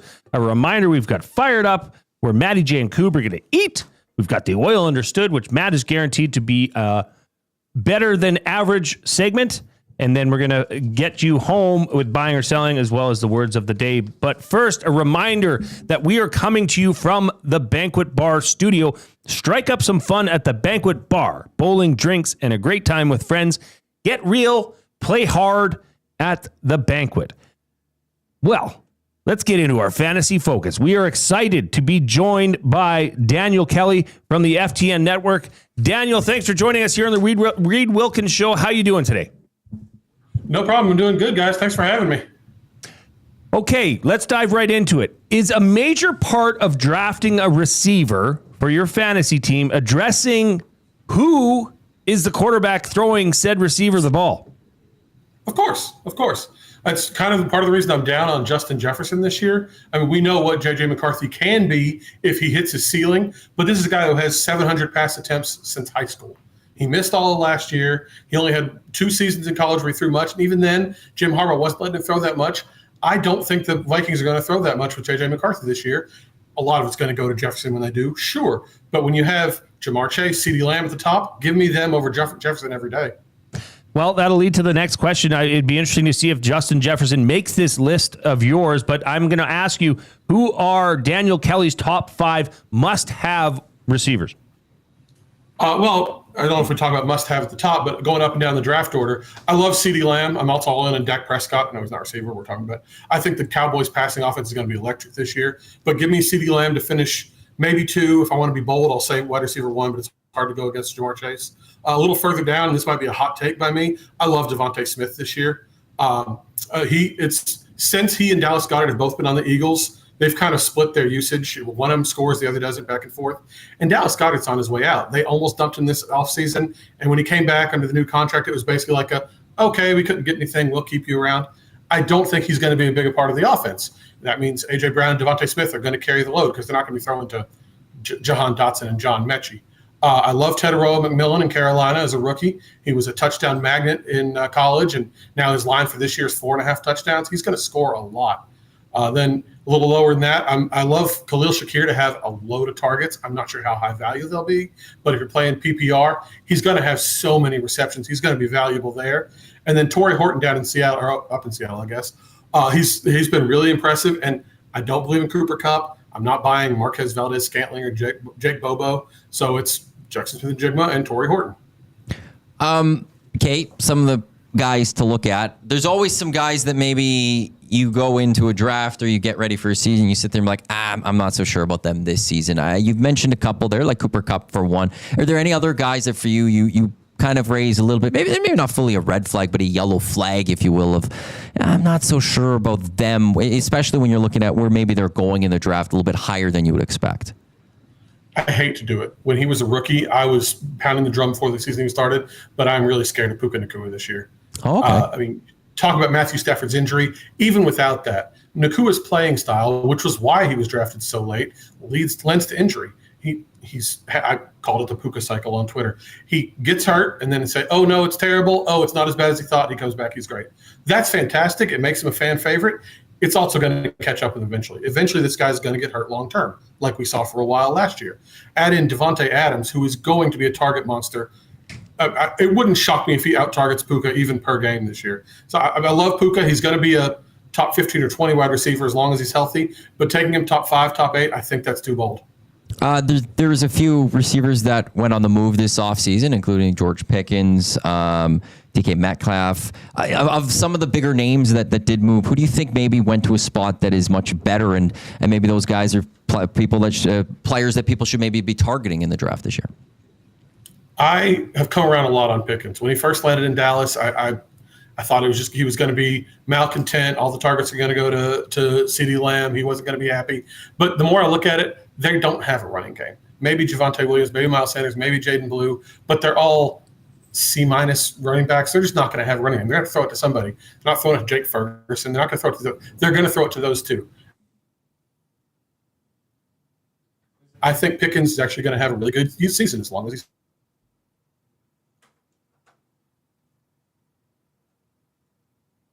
Okay, I think we might have to reconnect. Frozen with Daniel Kelley. Coob, let me know when he's back in. But that's interesting because you look at a situation in Minnesota where you have one of the top. Well, what would Justin Jefferson rank? Top 3 on pretty much any board in terms of receivers. Just a receiver in the in the NFL. Have we got? I think we have him back. Daniel Kelley back. Daniel, can you hear us? Yeah. Carry on, my man. I don't. Where did I? Well, you were talking about George Pickens and the maybe no impact. Running game. No running game. Yeah, I've come around because they only have the passing offense. They're going to have to throw to CeeDee Lamb. They're going to have to throw to Pickens.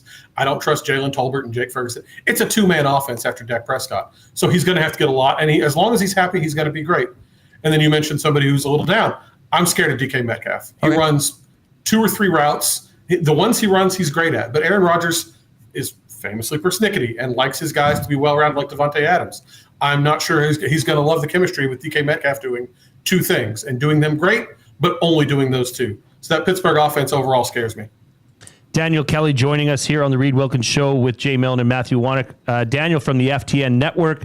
Look, you mentioned McMillan down in Panthers, the rookie that's really impressed during camp. But as you know, a lot of later rounds, it depends on your keeper league or how that's all set up. A lot of these rookies can become very valuable. So what are a few notable rookies, wide receivers to watch for in this year's draft? Well, McMillan, of course. Travis Hunter's exciting. One I'm looking at that nobody's really talking about, and it's a long shot. I love Arian Smith for the Jets. He didn't do a lot in college. His last year was pretty good at Georgia. He's just so fast, and the Jets have nobody who can do that. And if they're not going to throw a lot, but when they throw, they're going to need that speed option out there. I think he's going to surprise a lot of people this year. I mentioned Torrey Horton earlier up in Seattle. He's, for my money, the second best receiver they have. So I think that's going to be a really interesting one. Efton Chisholm up in New England, the undrafted free agent. I think he's a really interesting rookie. But for me, the rookies this year are the top guys, the McMillan and Hunter, and then all the guys we're talking about at the dregs. Mid-round receivers did not do a lot for me this year. One last one for you here, Daniel. Deebo Samuel, he's made the move to the Commanders, where and I'll say I cheer for the Commanders. So when I saw that, I said, okay, this is going to be great because you'll have somebody underneath that can help Terry McLaurin take the top off the defense. But Terry McLaurin's not a part of the team right now, okay? And we saw what happened last year with Brandon Ayuk, who held out during camp, and then there just wasn't that chemistry. Do you think the Commanders, because I think it's going to get done. I just don't know how long it's going to take and how much a camp it's going to eat up. But do you think the Commanders can get through that and be able to utilize Deebo a little bit earlier in the year till Terry McLaurin gets up to speed? I have no idea what to make of the Commanders right now. We don't know who their starting running back's going to be. We don't know when the receiver is going to be. It's a whole mystery bag. If they're at full strength, I love that offense. There's really nothing not to like about it. Even the sleeper, Ben Sinnott was the rookie last year. I think he's going to be good. So I think there's a world where Deebo Samuel is not what he was in 2021, but a solid top 25 or 30 receiver. I think that's totally possible. There's also a world where McLaurin doesn't agree until 2 weeks from now, comes out, he's a little sluggish, hurts his hamstring, and the offense just falls apart. There was a lot of smoke and mirrors last year. So I would invest in Deebo at the right price, but scares the absolute crap out of me. Well, Daniel, we appreciate you taking time out of your day to join us here on the Reid Wilkins Show. The FTN Network, how can people, because obviously you're a wealth of knowledge when it comes to fantasy and the NFL football, where can people follow you? How can they consume more of your information? Well, I mean, FTN Network, FTNnetwork.com is doing, or FTNfantasy.com, I should say, is doing great right now. We've got a bunch of stuff out. Jeff Ratcliffe, face of our company, has been cranking out articles. I mean, I'm the editor, so I edit all the articles. He's been doing 2 a day for a while, so you can see so much stuff out there. You follow me on Twitter, or I guess on X, whatever we're calling it, Daniel T. Kelley. But I mean, I'm the main editor every day, and I'm editing so much stuff. So you get so much content out there. It's great to read. I'll tell you what.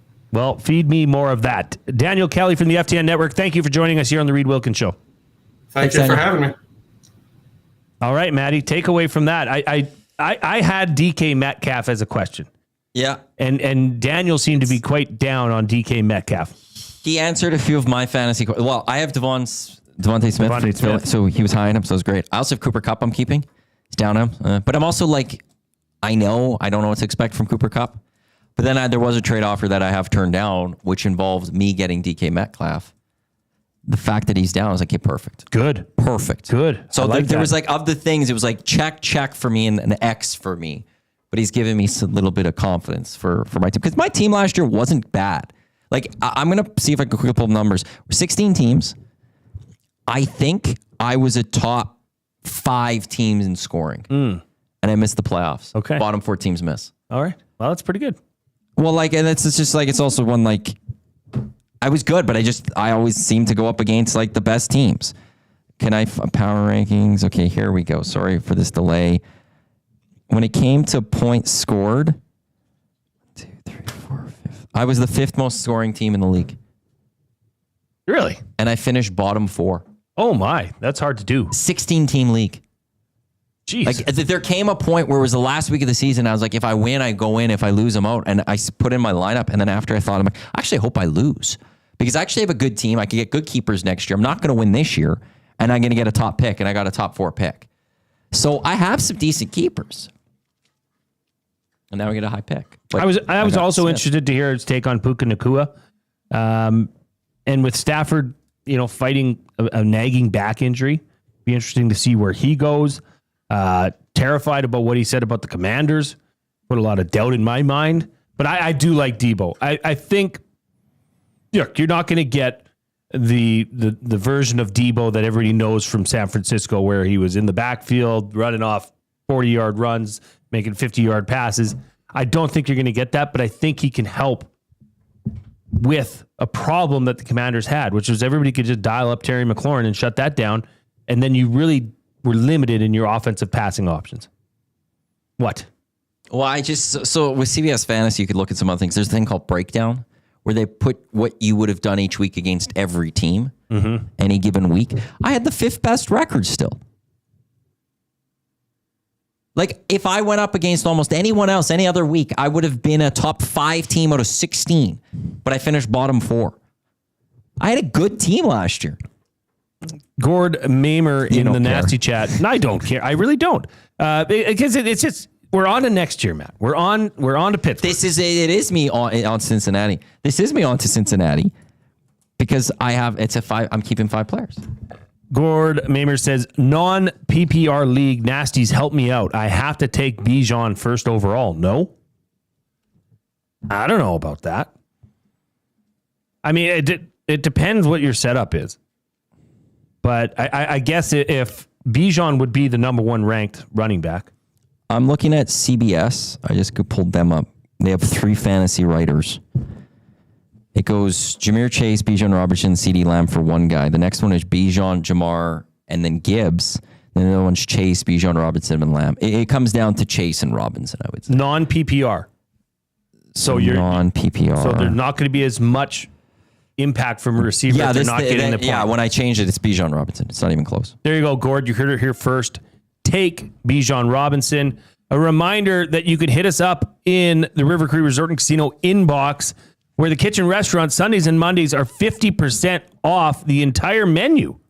Available Sundays and Mondays, 5 p.m. to close. 50% off the entire menu. That's impressive. Right? Damn impressive. How many places do you go to that you get 50% off a menu? Not in this economy? All right, we're going to take a quick break, but you're going to want to stay. You're going to want to stick around.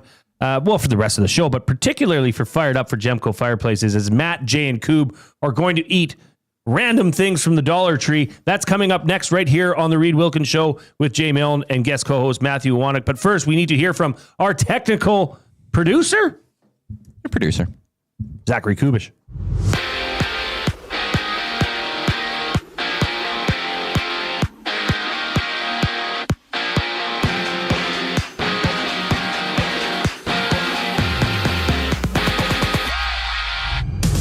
Connor Ingram of the Mammoth is returning to his team after being cleared from the NHL's Player Assistance Program. In other news, former NFLer Tim Tebow is now a co-owner of a new ECHL team coming to Georgia.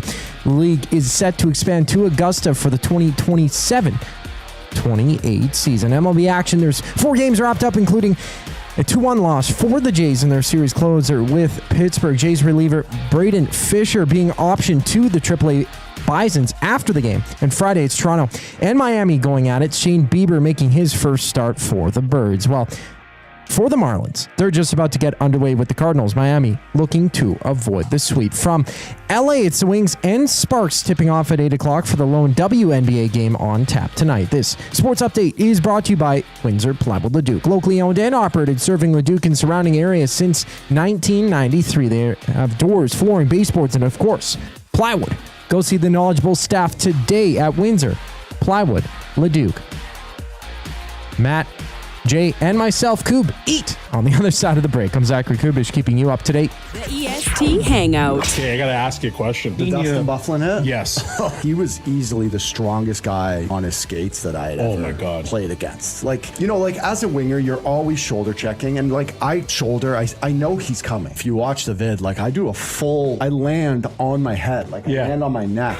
The EST Hangout, presented by Sentinel Storage. Weekday mornings 9 to 11, only on Edmonton Sports Talk. Your clear choice for Edmonton sports. The leaves are turning, and just like golf season, time is running out to get in on Play Alberta's biggest offer ever. For a limited time only, new players can get up to a $1,000 casino bonus when they sign up.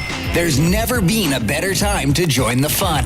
Visit playalberta.ca today to get started with casino, sports, and lottery all in one app. Must be 18 plus to play. Remember, if you gamble, please use your game sense. You've always known GCL Diesel as the experts in diesel fuel systems, but did you know that GCL is also your source for turbochargers and turbo repair? As a turbo supplier for Garrett, Borg Warner, and Holset, GCL can provide genuine original equipment turbos at wholesale prices. Whether it's diesel, gas, natural gas, or performance, we can provide you with the turbo or custom repair you require. Turbo questions? We've got turbo answers. Visit us in the West End or online at gcldiesel.com. GCL Diesel, turbochargers, understood. Goodbye. You sure are going to miss them, but their room would make a great yoga studio. Store their childhood treasures safely with Sentinel Storage and find some space for you. Try 4 weeks free. SentinelStorage.ca.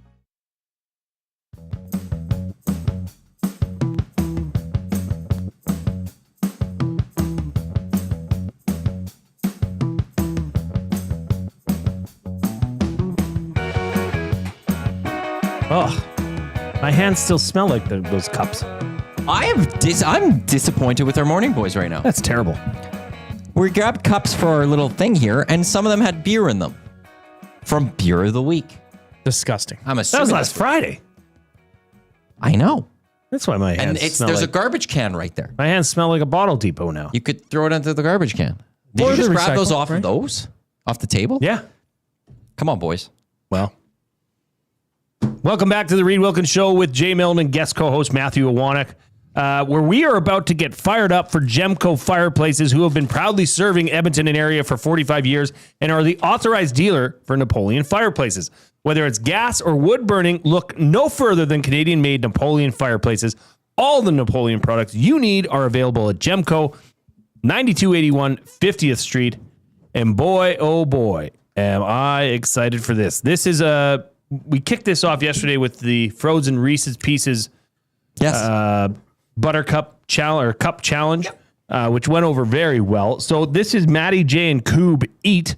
So Coob, so Maddie and I went over We walked over to Dollar Tree during EST afternoons, and we were just looking for things that we haven't seen before.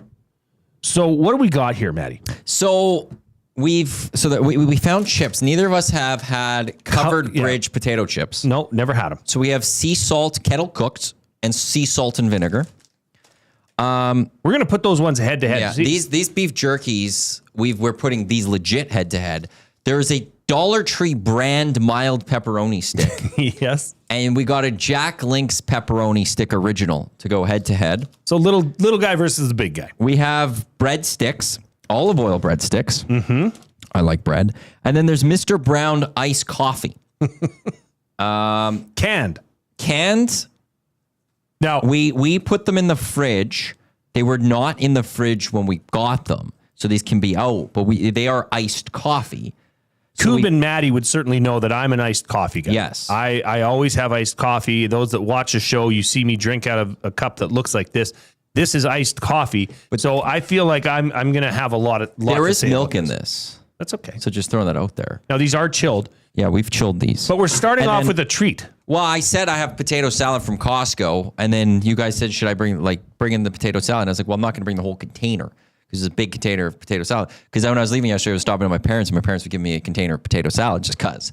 Coop, throw yourself on camera. So I decided to bring some of the potato salad. It's the Costco potato salad, and it's a delicious potato salad. Okay, let's dive in. I don't know if it's made with eggs or not. Somebody asked that earlier. Pretty sure there's eggs, but I'll search up the proper ingredients. Okay. Like it tastes a bit eggy. It's a solid potato It's a salad. solid potato salad. You just can't go wrong with this Costco potato salad. Nope. No, here's the thing. That is a fine potato salad. I know, right? Whenever I say potato salad, I always have to go, show me potato salad. For anyone that's watched Family Guy, there's an episode years ago. It's like one of the first seasons. Millennial happen, whatever that is. Turn of the century. Millennium. And they're in the search of Twinkies because the world went to crap. They came across these like savages, and it's like, well, they did like a Family Feud style thing. Like, what would you bring to a picnic or something? The Griffin family huddled up and said potato salad. And then the people just went, show me potato salad. And they pointed to the sky and nothing happened. And then they just walked away. For some reason, that's always in my head now with potato salad. Whenever I have potato salad or talk about potato salad, I always have to at some point just be like, show me potato salad. So I will say, I think a little bit of fresh cracked pepper on this. And you could even dabble and experiment with hot sauces. A little bit of hot sauce mixed into this wouldn't hurt. But on a scale of, what's our rating scale? What are we doing here? Letter grade? Are we doing 1 to 10? I think out of 10. Okay.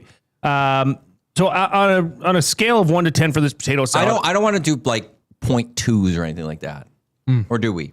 Oh, I think you can. Do whatever you do. I'm definitely getting into decimals. We're doing David Portnoy type thing here. Yeah. Sure, why not? Okay. Why not? Let's get after it. On the ranking of potato salad, I'm going to give this a firm 7.9.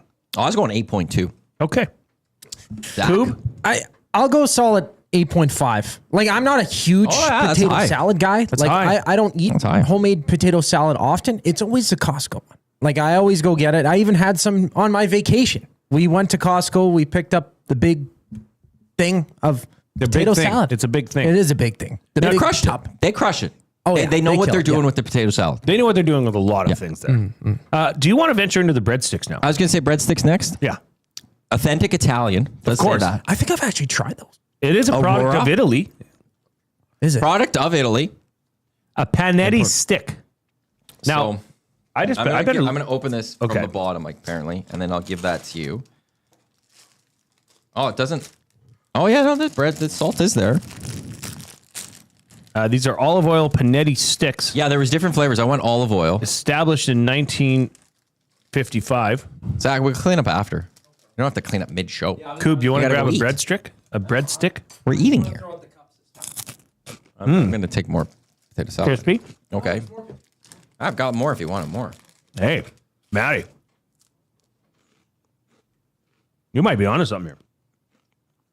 This is a good breadstick. This is a good breadstick. Mine could use a little more salt. I'm very pleasantly surprised.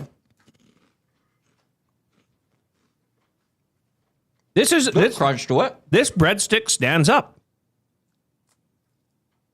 Well, you wouldn't like dip this though. Like, Oh, it's not, hell yeah, you would. Is it dippable though? It's pretty crunchy though. Coob, do you know what tapenade is? I don't know the term. No. It's like an olive spread. If you dip this in tapenade, olive tapenade, oh my gosh, or a roasted red pepper, or a sun-dried tomato. What's that stuff called? It's not pesto. Sun-dried tomato pesto. I feel like on its own, like standalone, it's too dry. Yeah. Right. Now, Obviously, you need to dip it. I don't know. That held up. I want more. here, I just looked at this. I saw this. On the side of the box, it has it being dipped into something. One's wrapped. And one's wrapped in prosciutto. Yeah. So I think... I see that. Maddie, I think we bring these back tomorrow. Wrap them or dip them. And I go get some sort of a... I think we wrap them. I think we wrap them in gabagool. Oh, okay. Well, I'm going to eat probably another one after the show Capicola. today at some point. Capicola? Gabagool. Okay. Gabagool. I would give this an 8.5. Oh yeah, I'm up. I'm as far as breadsticks go, especially from Dollar Tree, especially in a box like this. I would give this an 8.6. I think the dryness for me, like, I don't know, it takes it down a notch. Like I'd have it in the 8 range. I'm gonna go 7-1. Okay, I am giving it the benefit of the doubt that with a dip, I think this is fantastic. Can you imagine some sort of an artichoke dip? It would be heavenly. Yeah, I'll say the dip could maybe bring it up to a 9. This is going in tomorrow's This is draw. staying in 8.5. And do you want me to get a dip? Sure. What would you like? I'm good. Dealer's choice. I'm going to get a tapenade. Because I'm happy with this never on had a its own. tapenade. The tapenade is a nice salty treat with all the olives in it. I'm going to get Like a olives? tapenade. Oh yeah. Okay. Oh yeah. Okay, we're in. Okay. So that ranked high. Well, good job. That's a solid choice. That was a late choice too. Late choice. Now I think we go to the meat sticks. You want the meat sticks? Okay, Coop, do you have a problem with Jay's hands? Like he's just gonna rip these? We're just going to So- break them off, bro. Okay. I won't die. Okay, so let's here, you do take that one. Well, I think we have to have both at once. No.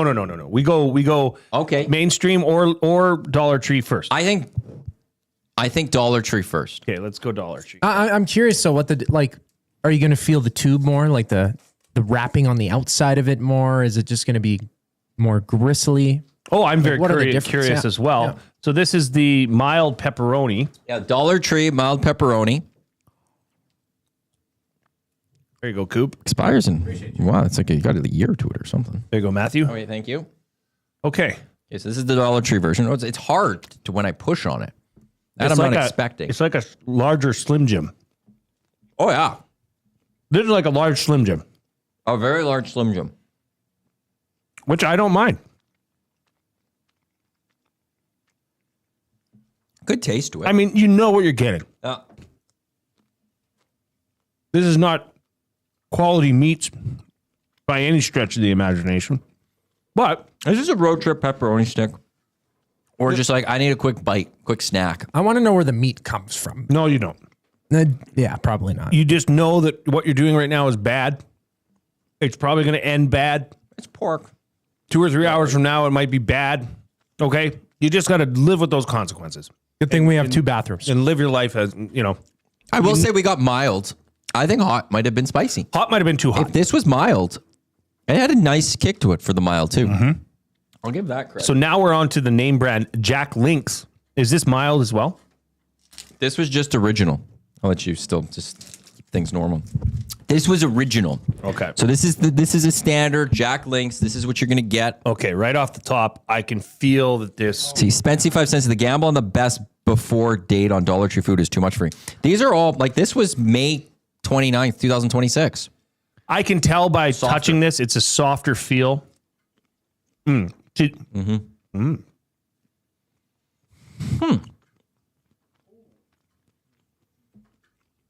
Okay, here's what I want everybody to know.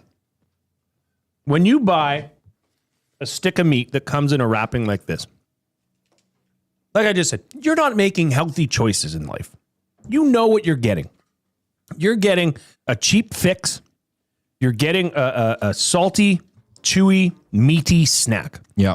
You're not looking for calorie counts. You're not, you're just doing what you're doing, okay? Now, if I am doing that, knowing that, I I have to say, I'm going with the Dollar Tree variety. Yeah. It's the Dollar Tree one's better. The firmness of the meat and how it reminded me of a thicker Slim Jim. Yes. Yeah. I don't mind the fattiness of a Slim Jim.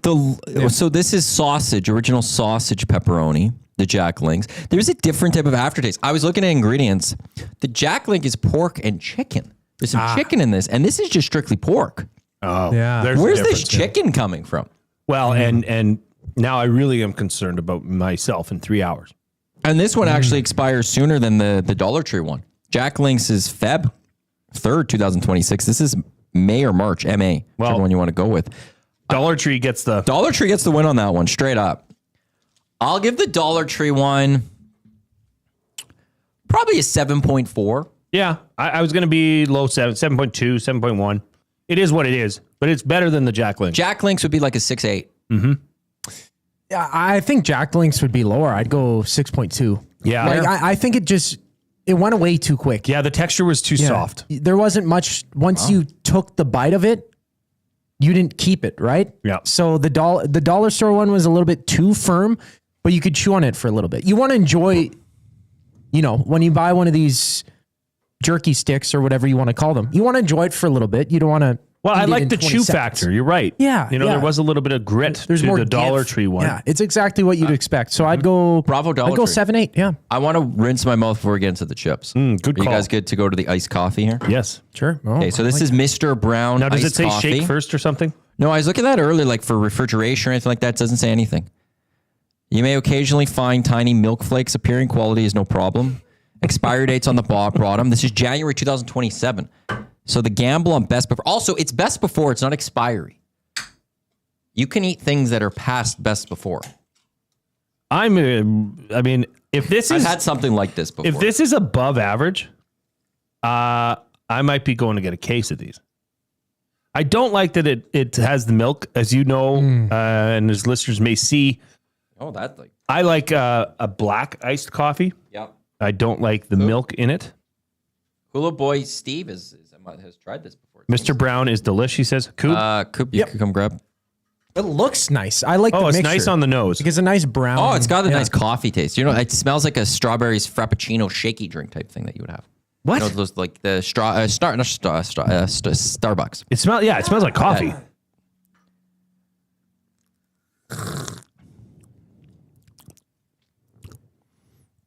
A little watery, I find. Yeah. It's not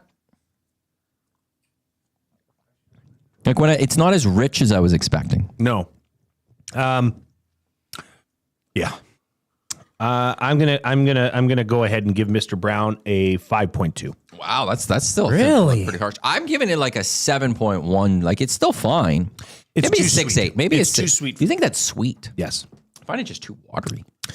I'd agree that it's watery, but I like the level of sweetness to it. And I didn't notice any milk flakes or anything like that. So No milk flakes. Yep. Yeah, I'm going to give it an 8.7. I'm high on that. Yeah, I like it. Wow. I agree it is too watery, so it gives it a bit of a knock. It would be pretty high, actually. And it isn't you like great Would you coffee. like the second one, Coop? It's yours. This one's Maybe. yours. This one will Okay, be yeah. How many calories, though? Get one outta can here. is 100 calories. That's 17% of your sugar for the day. Ooh. Oh, yeah, that's how Jen that Cool works. says it's called iced coffee because the ice part has melted. LOL. That's why it's watery. There might be some truth to that, Jen. So what? Do they make it with the ice and then put it on I the doubt shelf? it. I Yeah, I'm doubt just it, but they may The account for it. Water, coffee extract, cane sugar, skim milk powder, whole milk powder, some other stuff I don't know. So Now this is the main event. we got the chips. Covered bridge. Now, what do we do? I think we go plain first, right? Yeah, you start with plain. So the Albright family potato farm began more than 80 years ago when great Grampy Aubrey planted his first potato. Today we carry on an old family tradition with our delicious kettle-cooked potato chips that are made just down the road from the longest covered bridge in the world in Heartland, New Brunswick. Oh, it's Canadian. Nice. Each batch is cooked with care like great Grammy Layla made them on her wood-fired potbelly stove. Our very own homegrown russet potatoes offer a unique flavor and dark color that will keep you coming back for more. Okay, so Canadian made. So that's a bonus point. That's a good start. We're going to go to the plain chips. Ooh, Maddie. You like the look of it? I just want to get your reaction from looking into the bag. Oh, solid. Yes. There's one thing I like about kettle cooked chips is I like when they're cooked. Give me the cook. Give me the dark colored chips, right? Yeah. All right. So I got some there. Oh. 5-second rule. I got it. Yeah, I'm gonna take a couple. Scoop could come grab when he wants. Okay. Oh. Matthew. That is a solid crunch from a kettle. That is a chip. Not too salty. Like that sometimes you can worry when it's that original type. Look at the brown on that chip. Oh. Really firm. What do you think they cook them in the kettle? Like oil? Just oil? Mm-hmm. You can taste it, can't you? The oil. Yes. That's a good chip. Just all right. That's a solid chip. This is a high-level chip. Ooh. I am excited. Do you have the receipt? I do. Let me go get it. I want to know what this cost. Because Dollar Tree, everything's like $1.75 except the food section. Drinks. Things are a little more, a little less. People, we Coob? Are you as blown away as Matthew and I at the quality of this chip?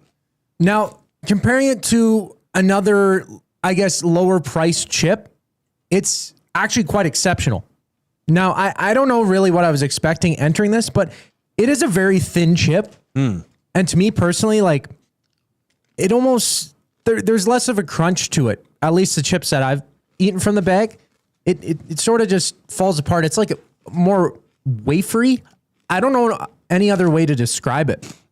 Very translucent, though. Very thin chip.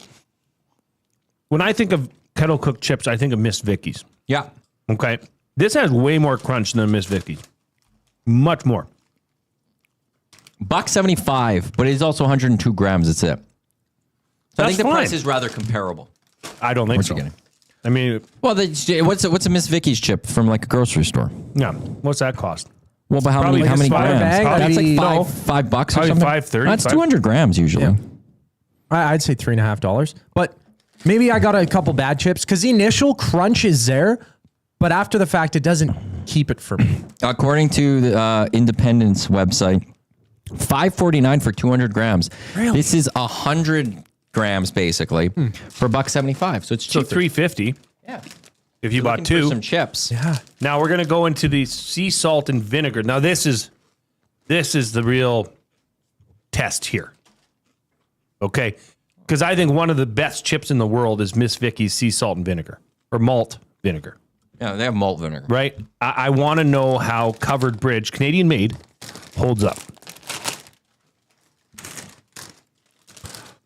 Once again, I like what I look. I like what I feel. I like the texture. It should look about the same. I like look at that. Looks like a good look amount at that. of, look at of that seasoning on this. I got salt powder. This is quality. That's a good amount of salt. Oh, yeah.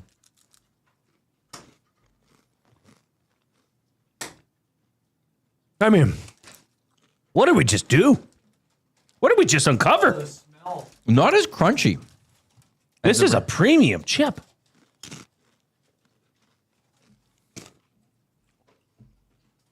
Something's a little off of this to me. I don't know what it is. Maybe it's the... Maybe Dude, it's not this a is- malt vinegar. It's not malt vinegar, but the flavor explosion.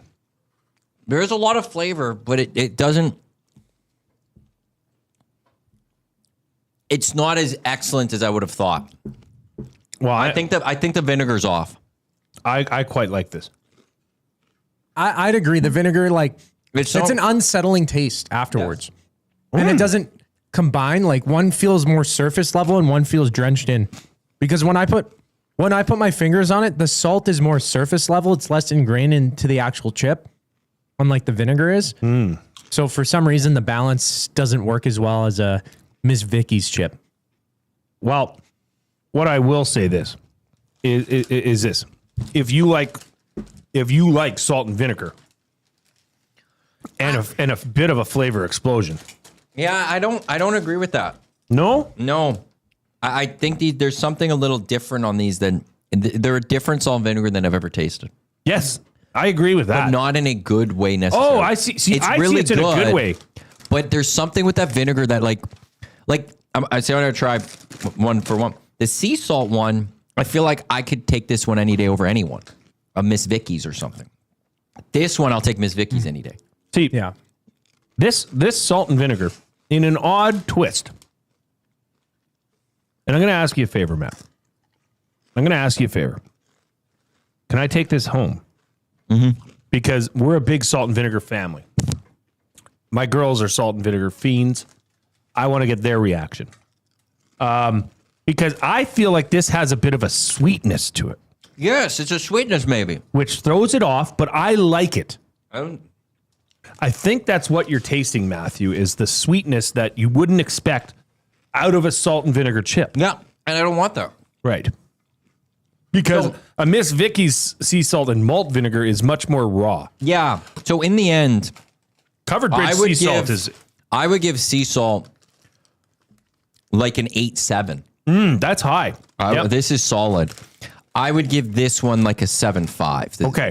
That one. So I'm going to give the plain sea salt Covered Bridge, I'm going to give that an 8.1. And I, for whatever reason, do like what's going on with the salt and vinegar, so I'm going to give that an 8.9. I think, to me, that's, if I'm dreaming up a salt and vinegar chip, that's it. And Matthew's back for round 2 on a breadsticks. That's a good sign. I need one more. They're that good. Coob? The salt and vinegar chip, honestly, I'm going to go 5.7. Sea salt, 6.2. Like it doesn't really do it for me. If those chips were the only ones available, though, I wouldn't complain. They're better than other chips, but the comparison here is Miss Vicky's is kind of how we're doing it. And that's a hard thing to attain. Well, but if we're taking price into consideration, Coob, this is very good bang for your buck on the regular. Now, keep in mind, they have other flavors. Yeah, they have a ketchup. They have an all dressed. They have a dill pickle. I want to see they're all dressed. They, I will say this. I've had some of the dollar ones, like $1.50 or whatever, that now that they've gone up. I will take this over those ones any day. There you have it. That was Fired Up for Gemco Fireplaces. Matty J and Coob have eaten. We have spoken. And I think this is going to be fun. We're going to do this again tomorrow. We've got a lot more different stuff tomorrow. Yeah, we've got an arsenal of weird stuff. Actually, tomorrow's way more weird. Tomorrow's the weird day. Yeah, and I'm actually not looking forward to one of the items. The sour thing? Yes. Yeah, I figured. Coob, you're in with us. You're in with us. All right, we will be back right after the break with the oil understood for GCL Diesel. First, you're going to hear from some of our partners, and then Coob will bring you back to the Reid Wilkins Show with Jay Milne and guest host Matthew Iwanek. 2 guys and a goalie. The Oilers in Tier 3 for their wingers. Do you agree with that? I feel like when I saw this, I'm still digesting it. Maybe it just depends on if they're going nuclear or not. Because if they go nuclear, well, all of a sudden their wingers get really good. If it's forwards, if we're looking at their talent tiers and it's just all the forwards, Edmonton's in Tier 1. 2 guys and a goalie, presented by GS Construction. Tuesday and Thursday afternoons at noon, only on Edmonton Sports Talk. Your clear choice for Edmonton sports. Win a trip to Osheaga with the Banquet in Aperol. We're sending one lucky guest to Montreal with flights, hotel, and 2 tickets to one of Canada's hottest music festivals. Enter by July 26. Details in store or on the Banquet app. Get real. Play hard. You know Dawn. Everyone knows Dawn. Dawn from Frontier Cartage. That's right, it's me, Dawn from Frontier Cartage, where we're setting the standard for cartage service in Edmonton and beyond, offering city cartage, Alberta highway, short haul deck, and more. My team and I are bringing our years of industry experience and expertise to every mile. Join Dawn and her boys in a new chapter in transportation excellence, dedicated to exceptional service. Call Dawn at Frontier Cartage, 587-222-5826. At Mind 360, we invite you to embark on your mental health journey in a safe and comfortable space. Conveniently located in St. Albert, Mind 360 has a diverse team of experienced clinicians that offer a broad range of tailored services for children, adults, and families. Furthermore, we are very proud to serve our military, veterans, and first responders. If you're looking for counseling, treatment, or assessment, understand that you are not alone. Contact Mind 360 at mind360.ca to book an appointment today. Looking for quality building materials and friendly advice? Visit us at Windsor Plywood Leduc, family owned and locally run since 1993. From interior materials for doors, flooring, baseboards, and all the finishing touches to all you need for your outdoor projects like cedar lumber for decks and fences, plus all the plywood you'd need. Our full-time on-staff carpenter can help with anything odd-sized or custom, and from domestic hardwoods to exotic selections, we've got you covered. And if we don't have it, we'll track it down for you. Windsor Plywood Leduc. We're the experts you need to know.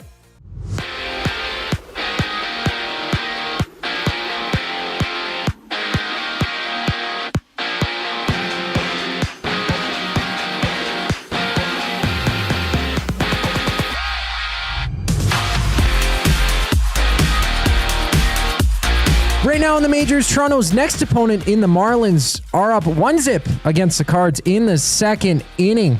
And also in the second, the Mets and Nationals are locked at zeros. Earlier, it's the Jays losing 2-1 to the Pirates. Righty Braden Fisher being sent down to the Bisons after the contest, and Toronto is back in action in Miami on Friday. Down south, the ECHL has announced that the league is expanding to 32 teams for the 2027-28 season. Former NFLer Tim Tebow becoming a part owner in the Augusta, Georgia franchise. While in Utah, Connor Ingram has been cleared from the NHL's player assistant program to return to the franchise. Ingram playing 22 games for the Mammoth last season. And in the WNBA, action between the Wings and Sparks goes at 8 o'clock for the lone contest on tap tonight. I'm Zachary Kubich. That was your sports update. The third and final hour of the Reid Wilkins Show starts right now.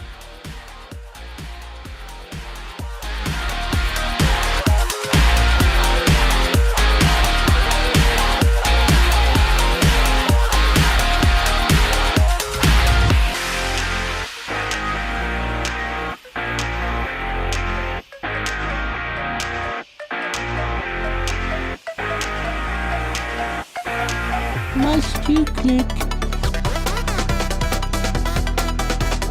Click.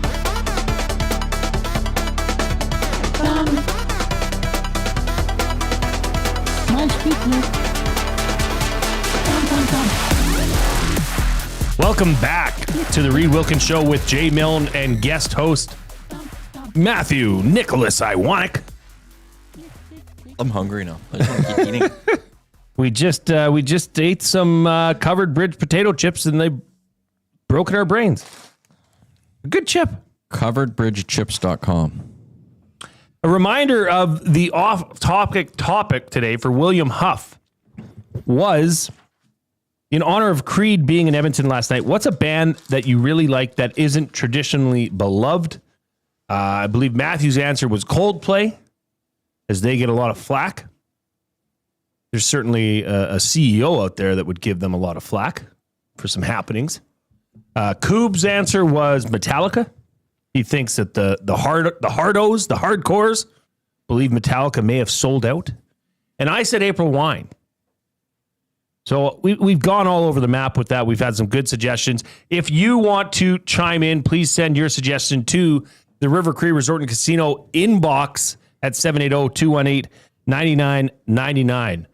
But now it is time to get to the oil understood. Brought to you by GCL Diesel, providers of the best diesel engine components around. From turbochargers to injectors, fuel pumps to sensors, they are the critical engine components experts, proud to serve Edmonton and Northern Alberta area for over 50 years. And now a partner of Edmonton Sports Talk and the Reid Wilkins Show. GCL Diesel.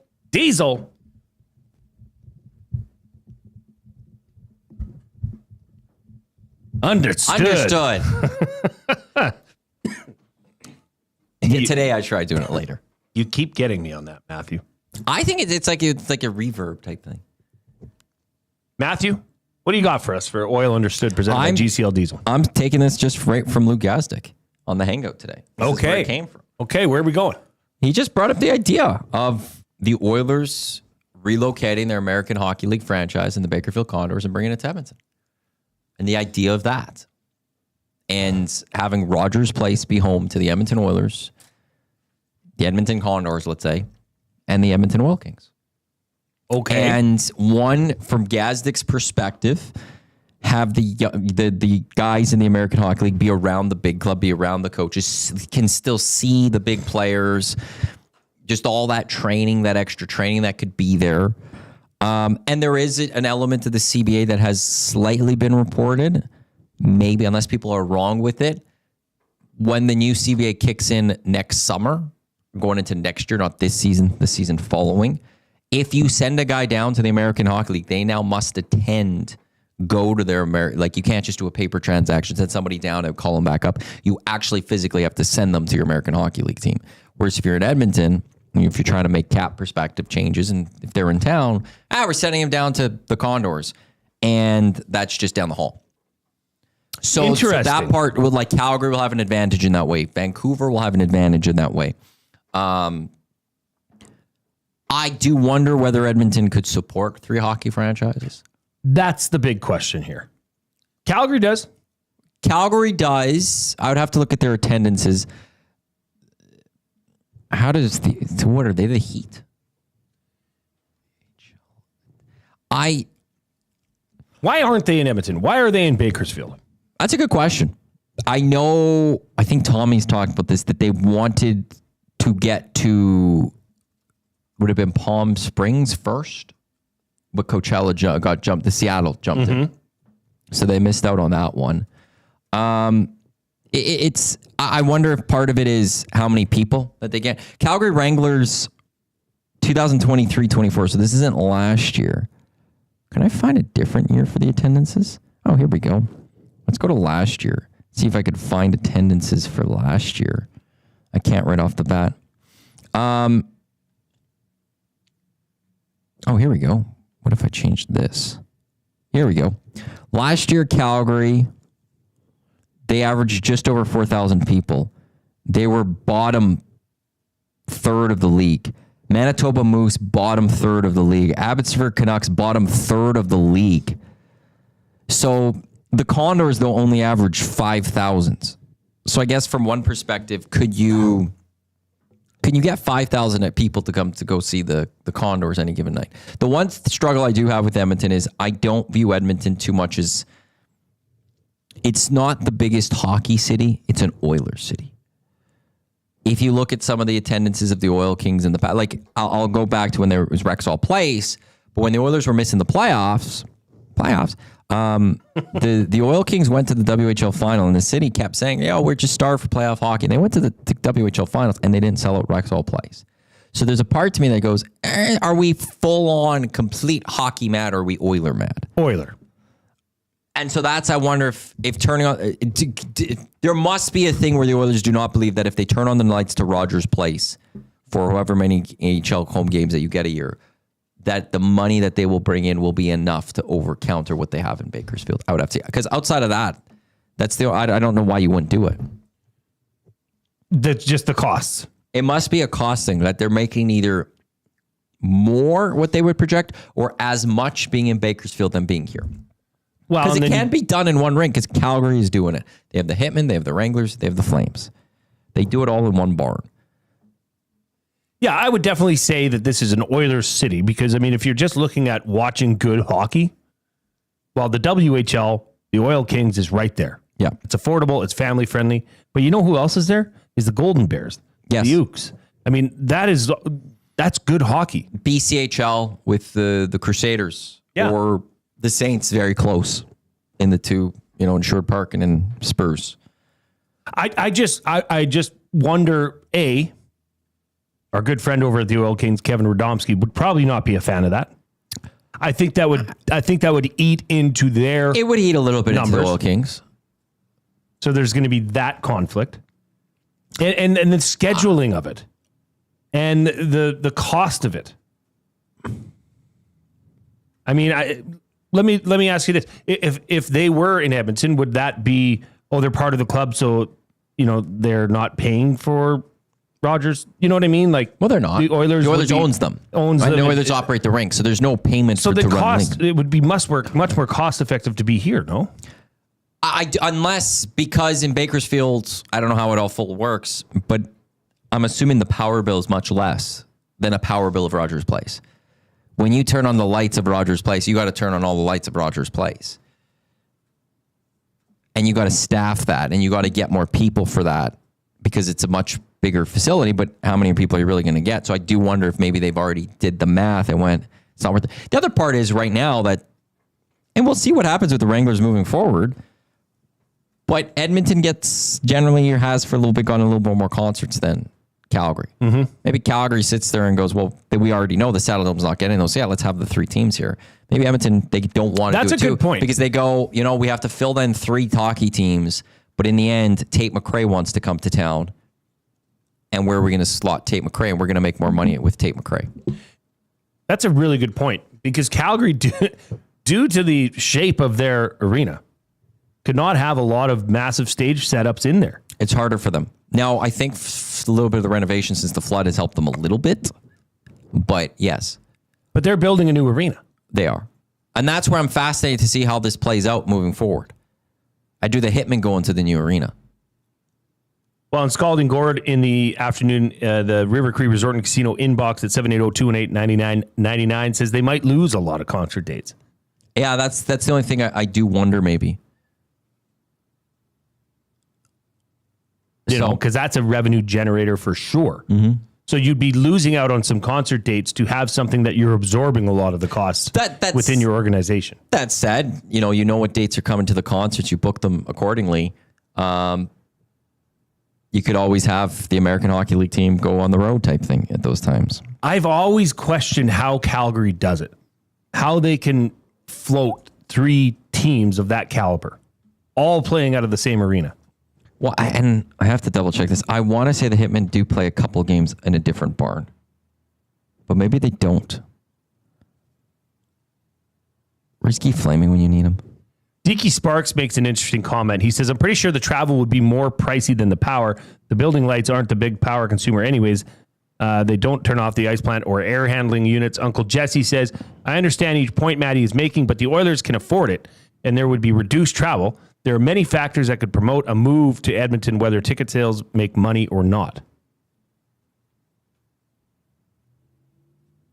That's interesting because why Bakersfield? Why are they? Why there? And why not here? I think part of it was because they were going to go to Palm Springs. As what you said is part of that. Scooped by that, so it would be a lot easier, I would assume, to move the Condors from Bakersfield to be there, then move up to Palm Springs. And as part of that CBA comment that you made, you have to have a player there. You have to make the change now. You actually have to send them. It can't just be a paper shuffle. Do you think it would happen?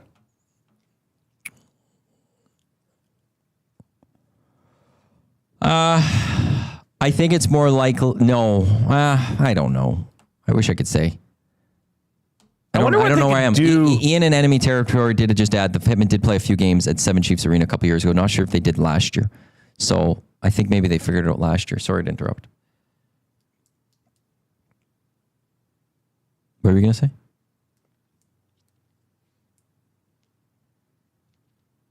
I wonder if they would be able to add those tickets to Oilers season ticket holders. How they would do that. You would have to then increase the price of the Oilers tickets, and you're not doing that. You can't afford. You've already jumped up tickets to add an extra little bit to give people tickets that they don't want. I think every Oiler season ticket holder gets a free Oil Kings game, so you can maybe do something like that. Give them a game to experience it.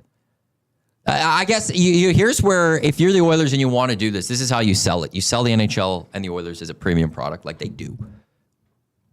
The Oil Kings is your family-friendly one.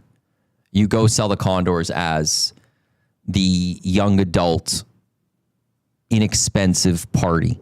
Yeah. That's how you would have to do that. And you're watching junior Oilers. You're watching the upcoming Oilers, but hey, come on down to Rogers Place.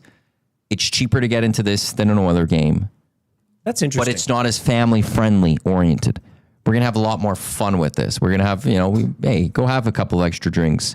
And not to say don't bring kids. You can still bring kids to Oiler games and stuff like that. But maybe put a little bit more of an emphasis on the party as opposed to the Oil Kings are also part of OEG. Yeah. So you make that the family. They're for the families. You take your kids. Yeah, but there's to the only Oil so Kings. much expendable money to go around. And now you're asking fans or your audience, your target audience, to now invest more. No. It's going to take away from. It's going to take away from the Oil Kings 100%. To a degree, yes, but I'm saying there are some people that won't go to Oil Kings because it's just too family friendly. It's for kids. I'm saying go find the Zachs and the Bennies and the Trevs of the world who don't have kids, who generally aren't going to go to the Oil Kings game, and say, hey, go have a party. Come down to Rogers Place. It's not an Oiler game, but come down to Rogers Place. It's cheaper to get in right now and have a party. That's what the Riverhawks do so well. Yeah. Right? If you take party. The similar kind of mindset and approach to that, if this was a possibility, I'd probably be more inclined to show up to these games. Get a ticket for $25 and you get a free beer with it or something. I had thought about this when you first made this point, but Hula Boy Steve says, or you can move the Wranglers and the Condors to Red Deer. No. Still in striking distance. The reason I immediately dismiss and say no, you don't want to be the team that's going to destroy another city's franchise. The Rebels will go away, and that has been a long franchise in that market. You don't be that. Don't be those people. Don't go in and destroy a community's long-standing club just because you think you're bigger than that city, that town. That's a city. What about Vegreville? Don't do that. The Vegreville Condors. Yeah, I don't think the American Hockey League is going to like that. I don't think the AHL is going to like that. So, yeah, I don't think you're going to want to do that, and I don't know if Red Deer is going to want to support two clubs, and in that case, it would almost be three clubs, because if you remove the Wranglers and Condors to Red Deer, that's two teams. Well, interesting discussion for sure. I don't know.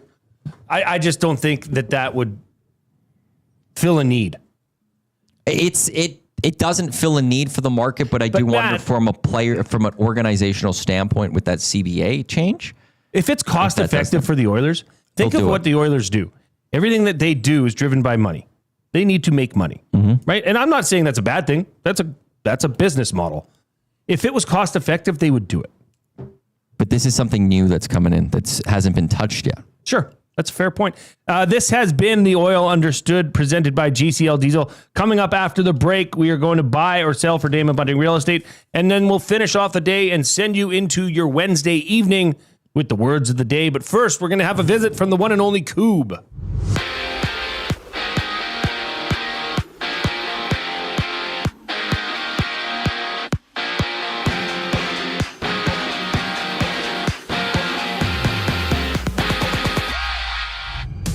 San Francisco's DeMarcus Robinson has been suspended 3 games due to violating the NFL substance abuse policy, with the 30-year-old recording 7 touchdowns, 500 yards, and 17 games for the Rams in 2024. He signed with the 49ers in the offseason. 3 games are live in baseball. Toronto's next opponent, the Marlins, up 1-0 on the Cardinals.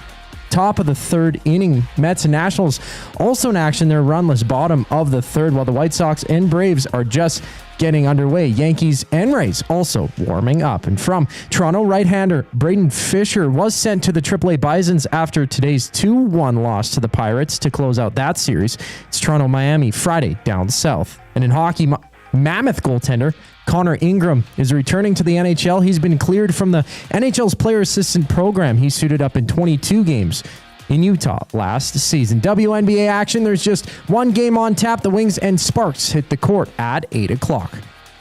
The Reid Wilkins Show continues after the break. I'm Zachary Kubish, keeping you up to date.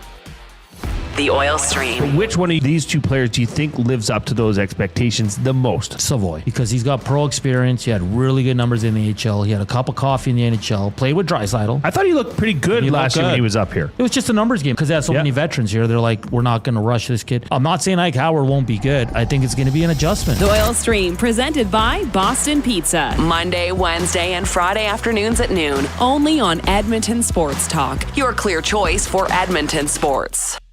The leaves are turning, and just like golf season, time is running out to get in on Play Alberta's biggest offer ever. For a limited time only, new players can get up to a $1,000 casino bonus when they sign up. There's never been a better time to join the fun. Visit playalberta.ca today to get started with casino, sports, and lottery all in one app. Must be 18 plus to play. Remember, if you gamble, please use your game sense. avocado and feta dip, passion fruit cheesecake, and cocktails that taste like summer in a glass. Try the new feature menu at The Banquet. Refreshing, craveable, and made for sunny days. The Banquet. Get real. Play hard. Get ready for royalty with Elvis Presley and Elton John tributes at River Cree Resort and Casino. All Shook Up pays tribute to the 3 eras of Elvis in one magical show on August 17th. And catch Elton Ron, a tribute to Elton John, live on August 29th. Elton Ron will give you a taste of the Rocket Man in Canada. Get your tickets for both shows at rivercreeresort.com. Okay, 2 kids, 2 backpacks, lunch bags. Wait, where are the school books? Back to school doesn't have to mean the everyday rush and stress of looking for your kids' items. Have more zen in your mornings. Find space for your family's needs with Sentinel Storage. Go back to school with 4 weeks free. Reserve your space today and find the peace of mind your morning needs. Visit sentinelstorage.ca. Buy Canadian, store Canadian.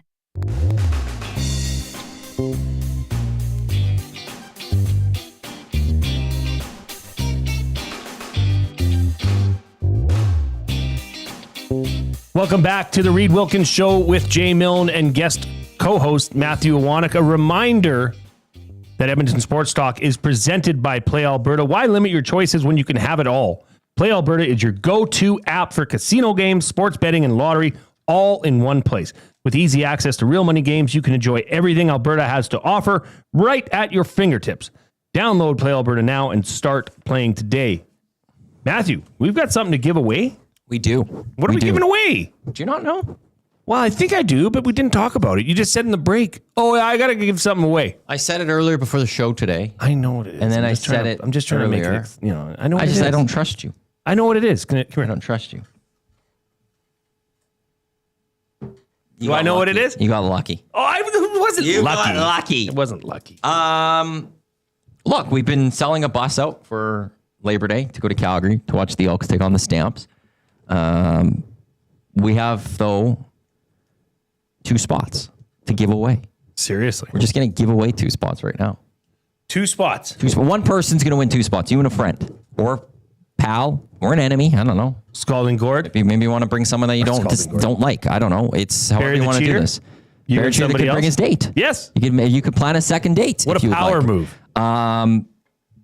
That's a little bit bold, though.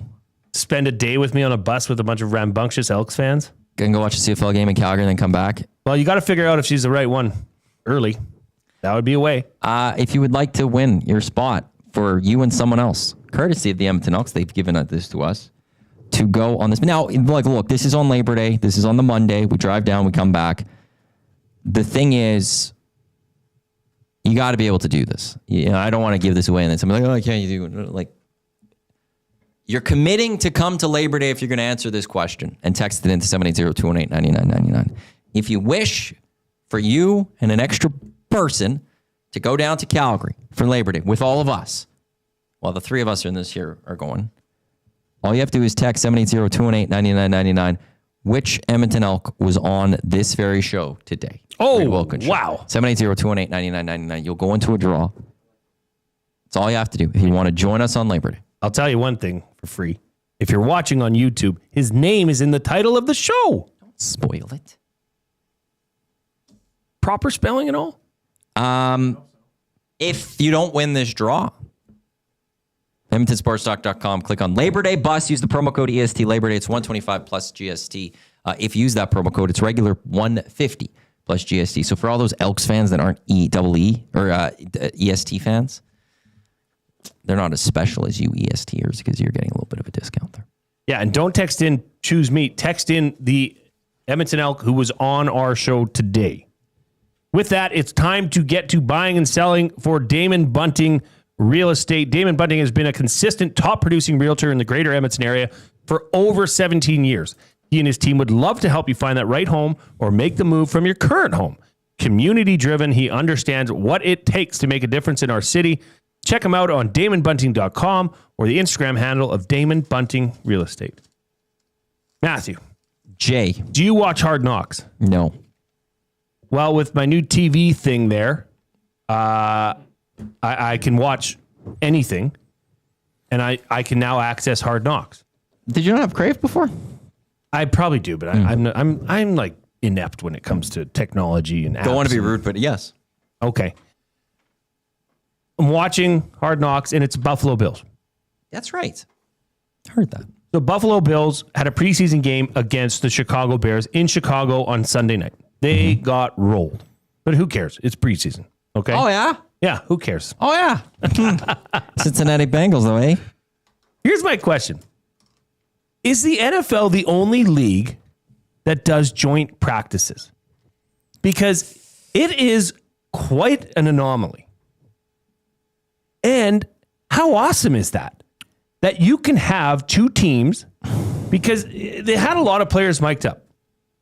And you would have a guy from the Buffalo Bills giving tips to an O lineman from the Buffalo Bills giving tips to a D lineman from the Bears. It just shows such a fraternity, I guess, in football.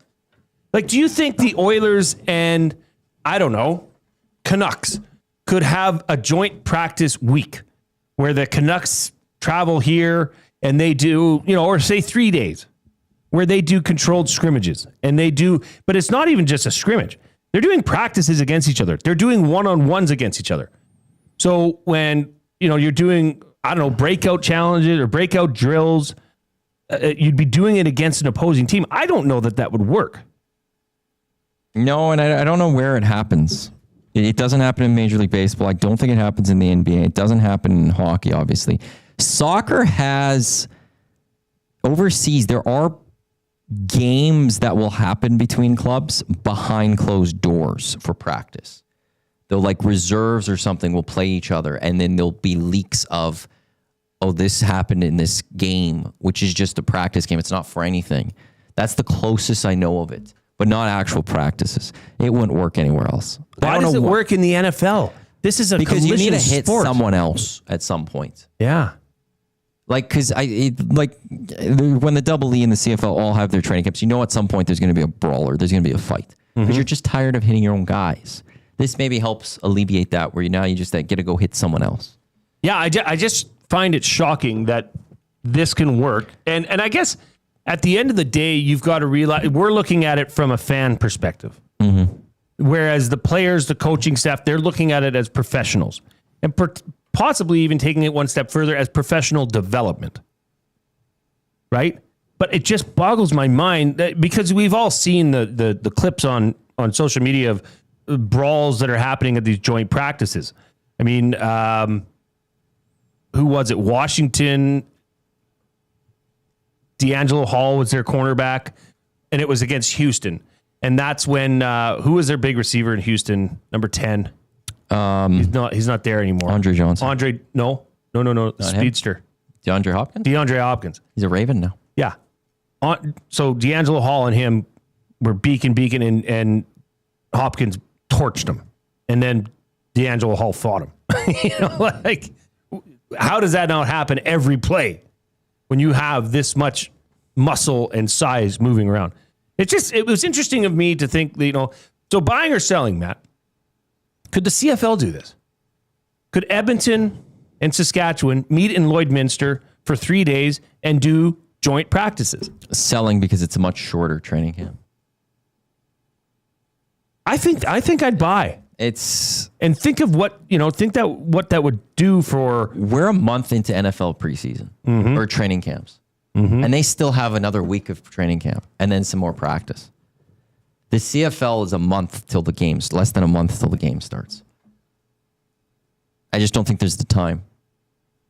I think the coaches have too much that they want to go through for themselves to then want to bring in others and go to other teams. And teams are like, who practices with who? Like, what are the teams? It was Buffalo and Chicago. Yep. Different conferences. Yep.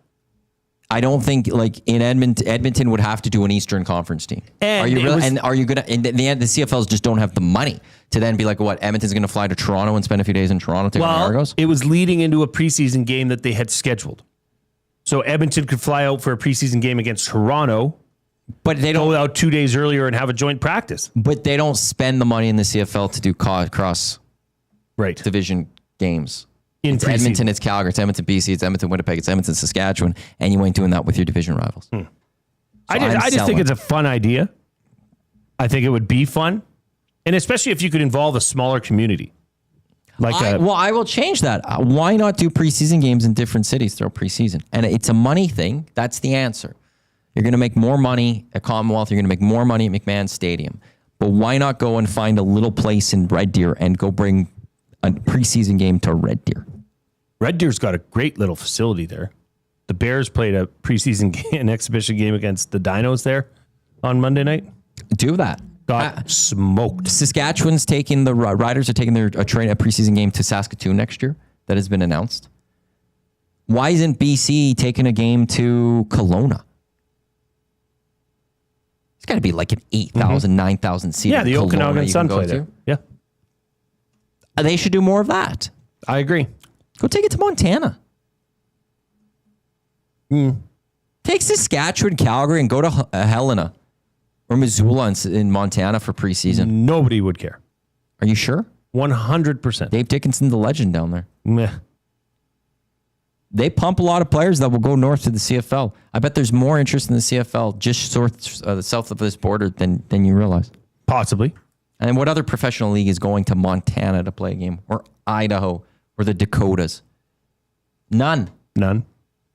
That's for Take sure. your preseason. What do you have to lose with a preseason game? Yeah, I suppose you're right. We've got a limerick that has come in from VR Montenegro, who today is going by the name VR Montenegro. What? Sometimes he's switched it up. Okay. Virtual reality, Velociraptor. Okay. Very radical. Very radical. I'd like to get back to that if you could, VR. Today, the Hangout brought us fan fave Luke Gazdick. Boom Boom and him trading tails was epically sick. Put it up for an SD. Taylor is Jasmine's bestie. If you shop at S-Mart, you can pick up a boomstick. I'm curious. So the second and third line, could you read that again? Absolutely. From the top? May you? Please. I may. Today, the Hangout brought us a fan fave, Luke Gazdick. Boom Boom and him trading tails was epically sick. Epically sick. You could have just said a classic. You're critiquing VR's work, are you? I have not made a limerick, maybe once or twice, but classic might have fit better. You heard it from Coob, VR. Brush up. Get better. Not VR. What's S-Mart? Shoppers Mart? Smart Shoppers. What's S-Mart? I don't know. I'd have to... Smart? If you shop at S-Mart...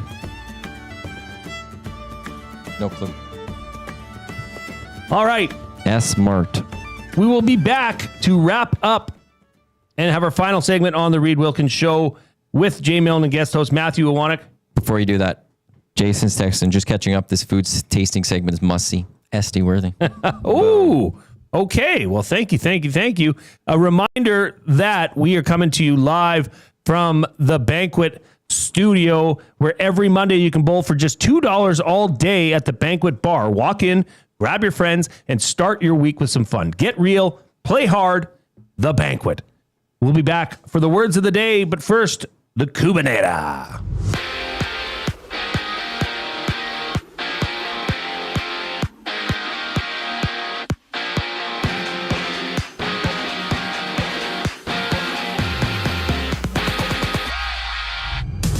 '49ers receiver Demarcus Robinson has been suspended 3 games for violating the league's substance abuse policy. He signed a 2-year deal in San Francisco during the offseason after recording 7 touchdowns and over 500 yards with the Rams in 2024. Elsewhere, Connor Ingram of the Mammoth is returning to his team. He has been cleared from the NHL's Player Assistance Program. Last year, he suited up in 22 games for the team. MLB action, there's 4 games live, 2 games in the 4th inning. Marlins leading the Cardinals 3-0, while the Mets trail the Nationals 2-0. Other action sees the Yankees up 1-0 early on the Rays in the 1st, and the White Sox and Braves are also in action. They're locked at 0s in the 2nd. On the court, the Wings and Sparks tip off at 8 o'clock. That's the lone WNBA game on tap tonight. The final segment of the Reid Wilkins Show brings us back on the other side of the break. I'm Zachary Kubish, keeping you up to date.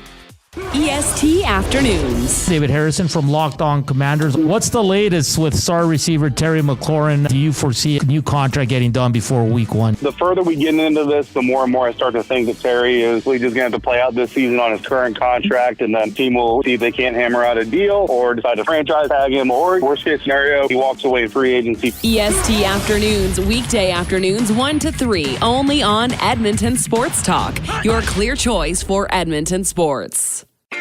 Your brand deserves more than just a whisper, it deserves a buzz. At the Hive Product Marketing, they specialize in promotional products that bring the buzz. From eye-catching giveaways to unforgettable keepsakes, they got the perfect products to make your brand stand out and get noticed. Visit the Hive Product Marketing and let them create the buzz your business deserves. The Hive Product Marketing, the official merch partner of Edmonton Sports Talk. Visit them online at thehiveproductmarketing.com.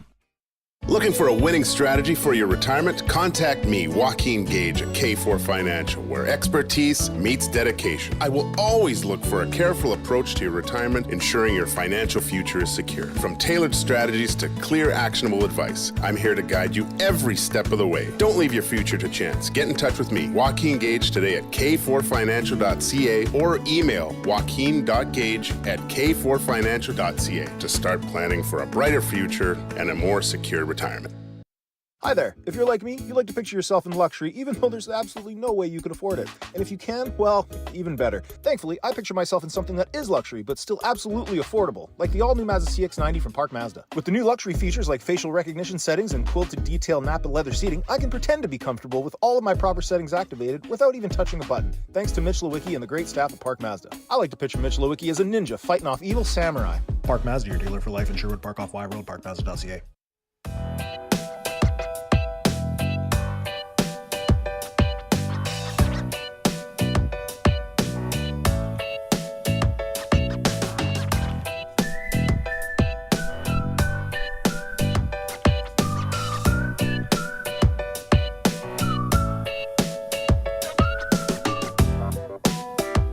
Welcome back to the Reid Wilkins Show with Jay Milne and guest co-host Matthew Iwanek and Coob spinning the tunes behind the desk. At the desk? You're behind and at the desk.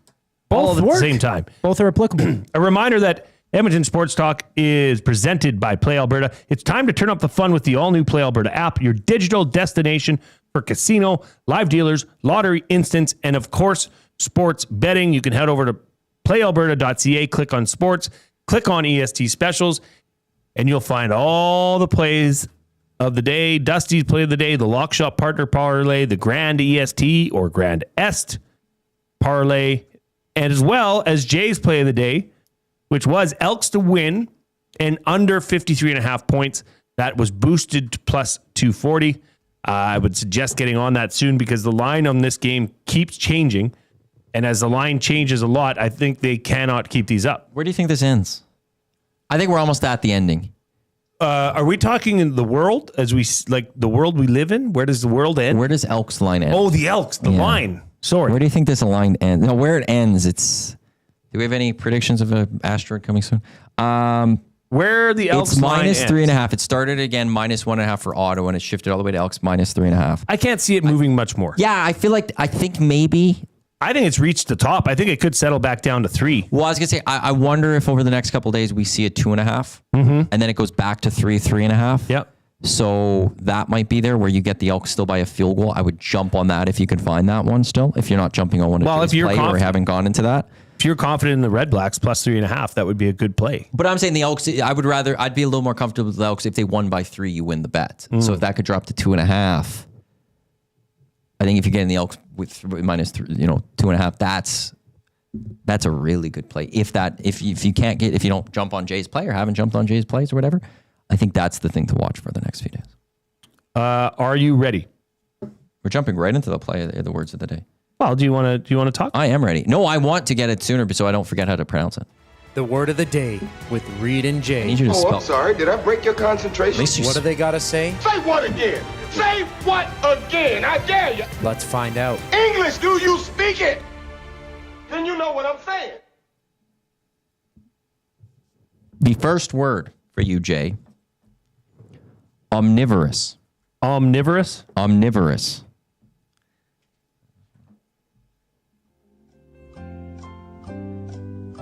Omnivorous. Correct. Oh boy, my daughters, if they're listening, are gonna be mad. Why? Well, they just did. It was my middle daughter Rose was looking at animals and what their diets are. Okay. Okay, so you have an idea what the definition potentially be, maybe? Okay, so omnivorous. OMNIVOROUS.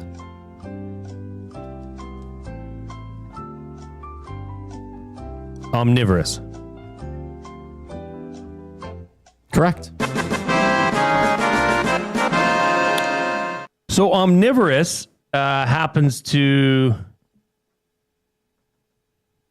describe an animal that is an omnivore. So there's 3 types. There's a carnivore, there is an omnivore, and there's a herbivore. A carnivore eats meat. A herbivore eats plants. If I'm not mistaken, an omnivore is an animal or species that eats both meat and plants. Yes, it is an animal or person feeding on food of both plant and animal origin. So you and I would be omnivores. Coob, you're Correct. an omnivore. Big time. Yeah. Correct. Have you ever strayed or went into an aggressive different diet? Like, have you ever went never vegan or no? So I used to mock my dad though, because I remember he did a veggie burger when we ate burgers. Like, what kind of man are you? As I've gotten older though, I do enjoy veggies. Yeah, a lot. I think I need a little bit more veggies in my life. I do think there are times I need maybe a little bit more of a vegetarian. Like, I think in my life, I need to cut away a little bit at times from the meat, but I will never give up meat. You will never hear me say I am a vegetarian or a vegan. Would you ever go pescatarian where you only eat fish or something? No. Like you I would like my limit meat yourself? too much. I like my meat too much. I'll never give it up. The only way I could give it up is if a doctor outright said, I don't know if that's important, you can't eat this. Then I'd be okay, I can't eat this. Would you ever go to a meat-only diet? No, veggies are. As a kid, if you asked me 15 years ago, I'd be like, of course, that'd be great. Veggies are amazing. Veggies are delicious. I have a vegan cookbook I've bought because I want to add more of that Sometimes we will stuff. cook just a vegetarian meal. Absolutely, they're delicious. Yeah, not just because. Anyone that does the vegetarian vegan, I can't do it. Power to you. There are some great recipes that are just vegetarian or vegan. They look great. They taste great. I don't need a certain amount of meat in my life. Straight up. You know what would be the worst thing about vegan? Is the lack of having cheese. Real cheese. No, can't do it. You can have the fake stuff. Don't want the fake stuff. I want the real stuff. I have a buddy who loves milk. He just went vegan. And he loves like 2% milk. That's going to be hard. It's tough, man. He's like, almond milk isn't the same. Yeah, he loves that stuff. Wow. But the veggie burgers, some of them taste like meat. I've tried them. Do you have the second word of the day? I do. Gastronomic. Gastro. What's that wow for? From Zach. It's a big word. Oh.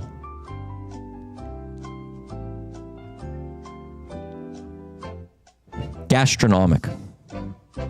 Well, I always tell Reid to trust his gut. Is there a pun there? In what way? Yeah, maybe I'm wrong. With the definition or something? Yeah. I'm not giving you a hint. Okay. Rightfully or wrongfully, I'm not telling you anything. Gastronomic.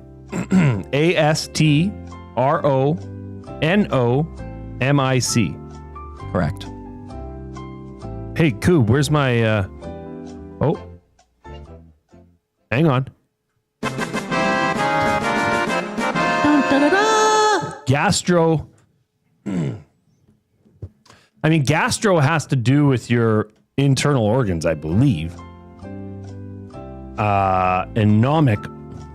Man, I have a tickle in my throat. You might want to scratch that. I don't know why that just made no sense. Okay, so I'm 2 for 2 on the first word. Yeah. I've got the spelling, so I'm already 1 for 2 on this. Yeah. Well, gastronomic. Gastro, I believe, has to do with your intestines, with gas. I'm just not sure how to. I'm going to take a stab at this. I'm just going to say this is a bowel movement. A bowel movement.